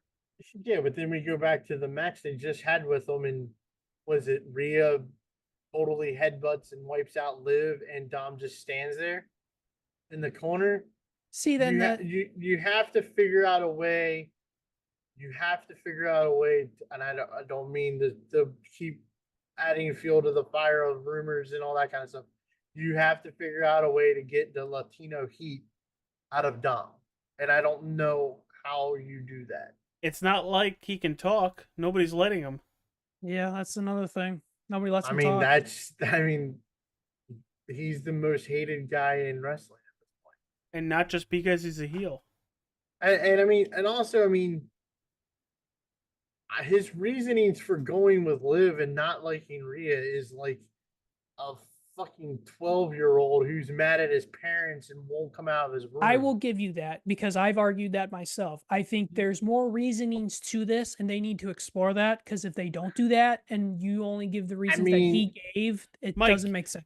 Mike, the only reason why you actually can vouch for that is because that was you 8 months ago. Oh, yeah, okay. I see what you're talking about now. He's a baby compared to Ryan. It's just, I don't. Ryan's old. I agree. I mean, I agree with that. I mean, Liv gives me tendies whenever I want them, and she lets me play video games. I did not like that. No, I didn't like that. It was like, really? I could understand it if you just flat out said that Rhea didn't let you do anything and was always in control of you and making you do things you didn't want to do. Just straight up call Rhea a bitch and like an adult. And that's none of that happened, and it's just like. I think we will get that though. I think they will start slowly revealing how long all four of them have been working together, and I feel like Dom and Liv will talk a little bit more about how this all started. And you know what? You know how you can do that, and it would be interesting, and it would piggyback off of another storyline that they're doing. Give me the vignette videos of them guys each individually talking about how they planned it, just like they were doing with the White Six, each individual video. That'd be cool. That'd be cool. So, and then give me the flashbacks of Finn taking the card. Here's the biggest question I have. Is it really Liv and Dom together, or has this all been Finn and Liv the entire time? And that would be such a kick in the dick. And then it's basically you're gonna find out that Liv and Finn are together, and they've been setting up Dom this whole time as a fall guy or a scapegoat. Oh, sorry, scapegoat's on a different show. Yeah, that's like that 90210 guy. So let's I continue. do think. Let me just say one thing real quick before you swap over. Sorry, AJ. He's giving me the dirty ass look right there. He's just I here to push buttons. I know. I will say though that I knew it. I'm you. surrounded by assholes. Yeah. Okay. Yeah. But I will say though, Liv and Dom together though is a money grab for WWE, and it's going to pay them a lot of dividends, in my opinion. This is a good time to buy stock. Just kidding. Not kidding, but kidding. Let's continue with American Made versus Alpha Academy, ending with Chad Gable praising American Made. And then we... Not gonna lie, slightly wish they use it. Is it that American Made or is it a different American Made? It's Timu American Made. Okay. No. Wish. Still it. the best Hulk Hogan theme song is that one. Sorry. But then we get more Wyatt Six stuff. Thought it was a good match. I love that it's building into something else. I really want to see free Otis. I kind of want to see Maxine start doing more stuff on her own instead of being just a comedy character. Because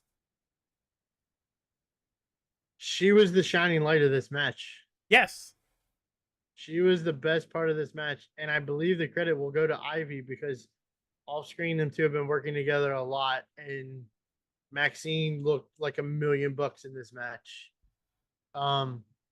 I hate to be the guy that says it first, but just like every other version of this groups that they keep putting together and trying to recycle it, I care less about the Wyatt Six already. Ooh. They pulled the trigger way too late with them. I've been saying that for how long, Ryan? It's not even pulling the triggers late. It's like they haven't even started. Like it's just already boring. Really? It's not. I was not the biggest. I love the original Wyatt family concept with the Cape Fear, Bray, and the Harper and Rowan. Mm-hmm. I love that version of the Wyatts. Ever since then, I have not liked any version of the Wyatts since. And this one is coming right along with it. It's boring. They're not doing anything with them. They're not doing anything to build on their characters. I'm hoping that the 8-man tag match next week on Raw is the end of them chasing after Gable because it's boring. Yeah, I get that. You know why? You know another thing that would help with? That would help the tag team division out a lot. Because you get rid of the Wyatt story with Chad Gable and the Creeds, and then have the Creeds go after the tag belts. Yeah, but then it's heel versus heel. Who cares at this point? Okay. I'm just saying WWE 2K24 does not like it when you put a heel team versus a heel team. I mean, you could easily turn Gable and them back face if you wanted to. I mean, I would laugh my ass off if Otis and Tozawa became tag team champions. And then take the Creed titles off of them with the Creed brothers. That'd be kind of funny. Shayna Baszler with Zoe Stark, Sonya Deville defeating Zelina Vega, and Lyra Valkyria comes out at the end of this. Very heartfelt moment before this match started where a fan had a poster that said, I forgot what her father's name is, has the best seat in the house. Michael Trinidad. Yeah. She saw it and she was very emotional for the first 2 minutes of this match. For people who don't know, she lost her father in 9/11. And rightfully so, got her a little emotional. It was an okay match. Sonya Deville bothers the heck out of me. Might just be me. Also, at the end of the match, when she picks up the mic and says, "There's no man that can take us home," and I kind of said something watching it, that I'm not going You to did. repeat now. Yeah, you did. The, You said the answer to that was when the answer to that should have been, well, no shit, Sherlock. I think that's kind of what I said. Yeah, Yeah. I like the trio of Sonya, Shayna, and Zoe. I still see an upside in Zoe Stark. Oh, Not so much absolutely. for Shayna. Not so much for Shayna because she is getting older. I think she's one of the oldest girls on the roster, to be honest. And that's only because she had a career before WWE. Speaking of older, you had Zelina and Lyra afterwards talking about we're going to be in Calgary next week, right? We need help. Your future ex sister-in-law. I'm Yeah. assuming. boy. Yeah. I would imagine we're gonna get Natty Neidhart back. You remember that? You remember I that back in the remember 2000s? I do. That's Yeah. pretty bad. Doing That the was very squats bad. to- I'm looking forward to seeing Natty come back. I've been seeing a lot of her Instagram photos and whew. Bad, All right? right, Bad. um This next match you're not going to care about. Ilya Dragunov defeating Dragon Lee and Dominic Mysterio. Dominic should have won this match. Yes. Yes, and he should have Yes. not have been chased out and just freaking didn't even come back. That pissed me off. Yeah, That's another thing with the Dom- booking. When I said he got chased out, watch him come back, steal the win, and run back out. And it never happened. Dominic should have won this match. Dominic should have won this match seeing who is in the final four-way or whatever. Yep. Seeing as Jay is there, Yep. you should have had Dom in that match. Yep. And if Dom got ran out, then it's more understandable. That But Dom that should have won this match. that pissed me off so much. I was like, what are we doing? I mean, what are we doing? Here's another weird, I don't know why this happened one. Unholy Union, Alba Fire and Isla Dawn defeating Damage Control, Io Sky and Kairi Sane. #1 contendership for the women's tag team champion. Why take them off the bleeping titles if you're just going to make them #1 contenders again? I don't think that was the plan. I think the spot with Kyrie kind of Hitting Right. the table? pull a mug. Yeah, because have you seen the photo of her face? Oh yeah, it was It all. looks like her whole eyeball's missing. It was Yeah. disgusting. Could say the same thing about Dom. Well, they had that. But hers was a lot more grody than Dom's. I mean, Dom's was a little bit, but I mean, hers was like, you know. And is Yeah. damage control faces now? Supposedly. I, you know me, it's kind of like the same thing as the match before. When they come out on TV, it's like, meh. I If it like wasn't so Io. much- I really like was- Io. If it wasn't so much for Unholy a Union, I probably wouldn't have really watched this match. I like Isla Dawn, and Katie Lee Ray or whatever her name is now. Alba Fire. I like them. I like that. I like both of them in UK. I like um, them too, but I also really like Io. I don't know why. Right. I've Ryan always liked know- Io. Ryan knows my favorite. One of my other favorites is missing right now, so I can't really talk about this. Oh, the Yeah, lingerie model It's for, just, for VIP. it's just she's always limping. Yes, she always is. So- I know. yeah, but so is Nate. Inside joke. Sorry. Braun Strowman defeating Sheamus and Ludwig Kaiser. The minute This I they like. put, the minute they This put I Braun like. in that match, he was winning it. This I like because the man got tsunamied by a 400-pound bowling ball the week before, and I'm sorry, but none of that kinesis tape was doing a damn bit of help for No, him. No. it was Um, just for the. I really hope and wish they get the ball rolling on Strowman again. I don't think they're going to, unfortunately. I think he has a lot of nagging injuries that keep Hmm. rearing their leery head. That's why I think they missed the boat when not including him in the Wyatt Six.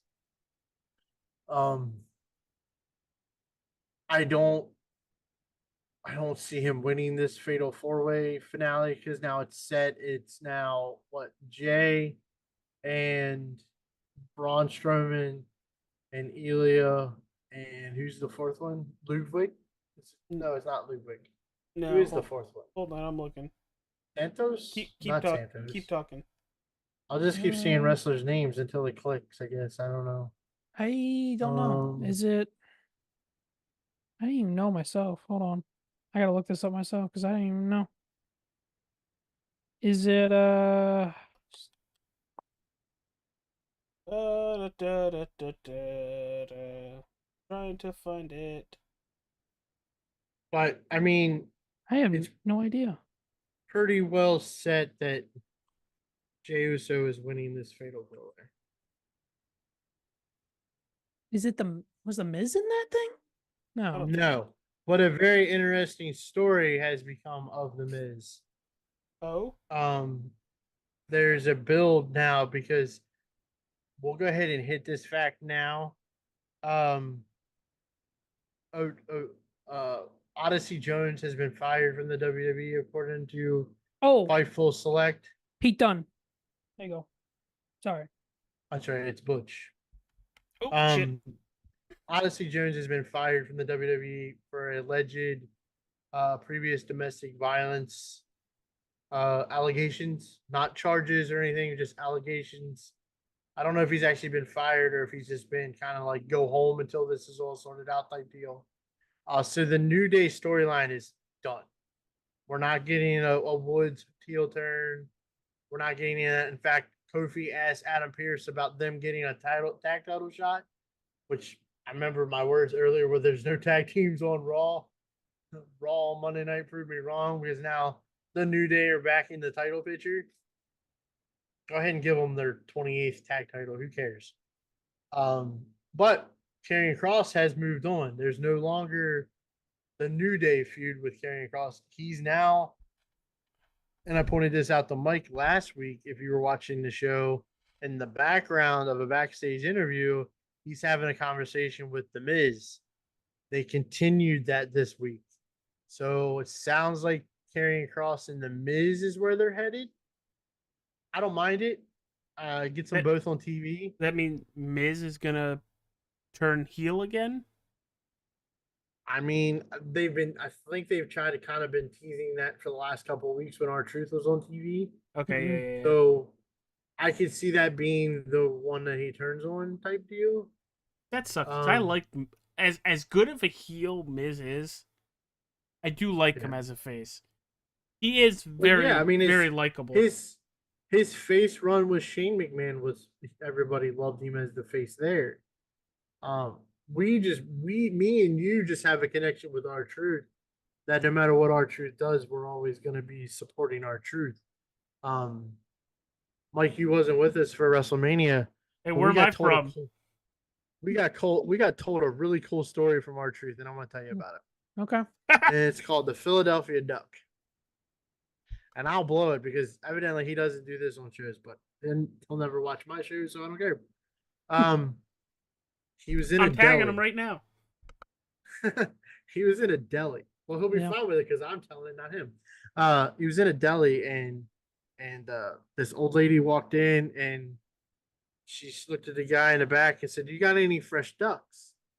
And he said, "Yeah, I got fresh ducks." And she said, "Okay, I need a Philadelphia duck." And he said, "Okay." And he walked back. And he came out with a duck. And she grabbed the duck and she flipped it over. She took her thumb, shoved it in the duck's ass, popped it out, and said, "That's a St. Louis duck. I want a Philadelphia duck." So he hands it back to the butcher. Butcher walks back, grabs another duck, comes out, hands it to her. She flips it over, licks her thumb this time, shoves it in the duck's ass, pops it back out and goes, "That's a Texas duck. I want a Philadelphia duck." The butcher just kind of sits there patiently and was getting kind of pissed and walked back and dug through the ducks, comes back out with a duck. The lady does the same thing again, sticks her thumb in there and says, "That's a Philadelphia duck." And he's like, "Are you happy with your duck today?" She's like, "Yeah, you're a really nice fella. Where are you from?" Butcher come out from behind the case, turned around, bent over, and said, "I don't know. You tell me." That's great. What a story. That's great. That is That is That's the probably- Philadelphia Duck. that was probably the best 2.5 hours that wasn't wrestling we had that That's- weekend. That's great. Literally the entire weekend, because only me and AJ went to that show. So TJ missed out on it altogether. Literally the entire weekend, we ran into R-Truth at least every single day we went to the world. We ran into R-Truth, whether he was on stage, signing autographs, doing whatever. And every single time, me and AJ would both just yell out, "Mother, you know what?" Because that was part of the story on the Sam Roberts show. Mother. Is he just wanted to say it, and they wouldn't let him say it. Finally, at the end of the show, he said it. So then all weekend long, we were trying to get a reaction out of him by saying it. And I think we finally did get a reaction out of him because he turned and looked. He's like, "It must have been at the show," like off in the distance. It was great. It was one of the best we did all weekend long at WrestleMania. Nothing beats, I think it was Sam Roberts when he was on stage doing some sort of interview. And I'm just standing there. He goes, right? Was it Sam? Yeah, it was Sam. We were doing we were at the stage and he was doing he was the host of the one show. And we were just standing there and he recognized us from the show because we sat front row for his show. You can go on YouTube. There's video of that show on YouTube, and the first thing you see is nerds doing nerd things on my back and this bald head. Yeah. And then the photo that he took that night, I took it. He looks at me and goes, "Can you take this photo?" And I told AJ, I was so tempted to just go, "Sure." And then, selfie. No, I would have just taken, just click. Like a picture of you, just you, just. Am I doing this right? Yeah, it was great. But back to Raw, and yeah, that's about all of Raw I got. Yeah, because we already talked about Damian Priest, Jey Uso, and Yeah. Yeah. I think we're good to wrap it up. I like the Uso Damian story together and the Heat. I like the backstage segment of, well, did he say yes? No. Well, then what did he say? Yeet. And then, have you seen the video? I think I sent it to AJ on the Nerds link on TikTok. But there's a video of Rhea and Damien after Bash at Berlin eating chicken tenders with ranch. Just rub it in that they beat Damien. There were some good looking tendies. And Rhea. Definitely Rhea. Damien goes, "What's with you and mullets?" Yeah, what's with you and mullets? Because I can't get enough of them. Maybe I need to grow a mullet. Think that'll work? Ryan, Bring the mullet back. Watch that video again and look at the shape of that nugget, by the way. Sorry, once she put it to her lips, I wasn't paying attention to the tender anymore. How over is Damien and Rhea? Mike, I know Ryan's answer. Yeah, they're over. I'll tell you that much. They're over right now. They are, I think, the biggest faces on Raw. I would say it's safe to say that they're bigger faces than everybody, but maybe one, and even that one, they're on his level. You talk about Cody? Yeah. On both. The only other one on Raw that could possibly match them, Jay. Maybe. I think Jay's over when his music's on. And when he's cutting a promo, because everybody does the yeet. It's kind of like the Joe Hendry thing. His in-ring work is good, don't get me wrong. Jay's in-ring work is fantastic. But the only other one that could possibly get that over quicker or as quick as them two is probably Seth, who's off TV at the moment. Yeah, I don't know about that. Seth, if he's put in the right story when he comes back, can get just as big. I mean, everybody sings his music, but that's... But also, I mean, you could, now that Becky's not on any shows. She's not doing any appearances. She's not wrestling. She's not even signed to WWE as far as we know. Now's the time where you can take Seth and move him to SmackDown. Would be a major move. Turn him heel and boom, there you go against Cody. No. No. Keep him face and have him a part of that team of, especially if it goes to 5 for War Games, and make Roman have to apologize to all of them from WrestleMania would be huge. I still think there's a missing component and he's getting wasted on another show. Who? Nah, I want Dean to come back. But I doubt that's ever gonna happen. No. I've actually been paying attention the last couple of days on AEW because I've been kind of paying attention to what his new story is. And I think he's going to be involved in an angle that may possibly bring the McMahon that's been talked about to AEW. And that might be some kind of hostile takeover type deal with Dean. So, or with Mox. So, what do you think it's going to be like a kayfabe invasion? Very well could be. They got to do something. They've got to do something to spice up their show. Do you think the AEW fans are delusional? I think how well that company is doing. I think the owner of the company is delusional, especially with his last thing where he talked about AEW is the safest wrestling company in the world, and they would match up against everybody. Where, I mean, in the last 3 years, we've watched people get their ankles broke. I mean, somebody fall through a pane of glass. Edge jumps off the top of a cage and breaks his foot. I mean, he's delusional. And then, don't get me wrong, I'm happy people have jobs. I'm happy. Me too. But you also think about it this way: where do you think this person would flourish more compared to what he's doing now? You had arguably the top guy in New Japan Pro Wrestling. Talk about Okada. The top of the top of the board in New Japan, and he is a young buck lackey in AEW. How much bigger would he have been if he'd have made the right move and went to WWE? Well, maybe he just wanted the easier schedule.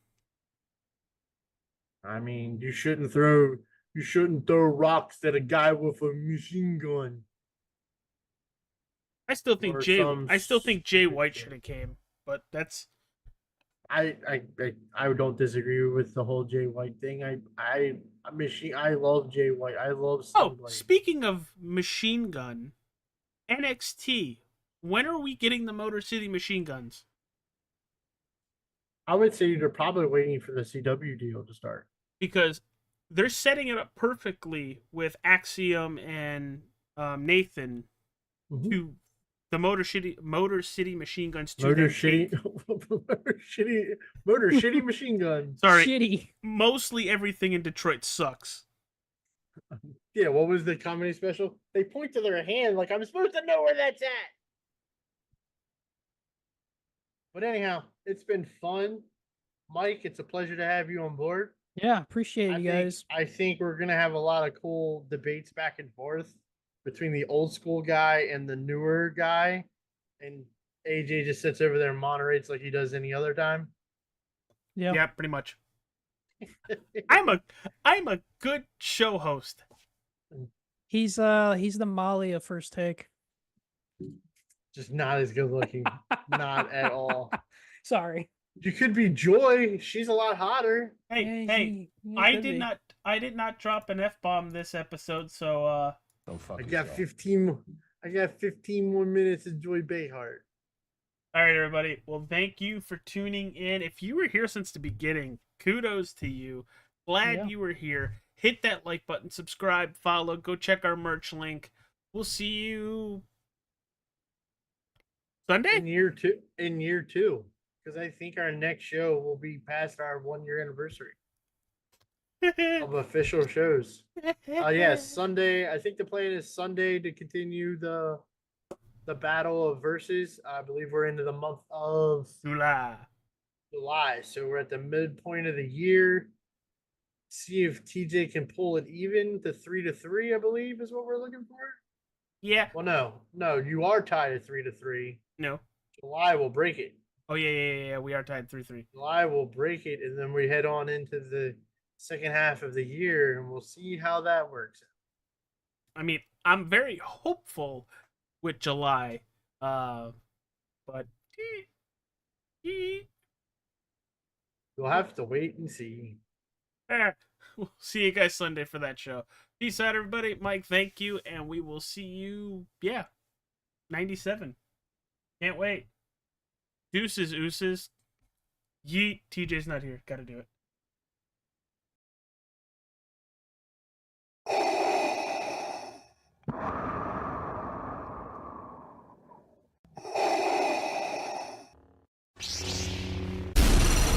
From Mordor to Hogwarts to Gotham, the nerds have come together to create a show for nerds by nerds. Join nerds doing nerd things as they talk about all things nerdy. Stay up to date on the show by liking the Nerds Doing Nerd Things Facebook page.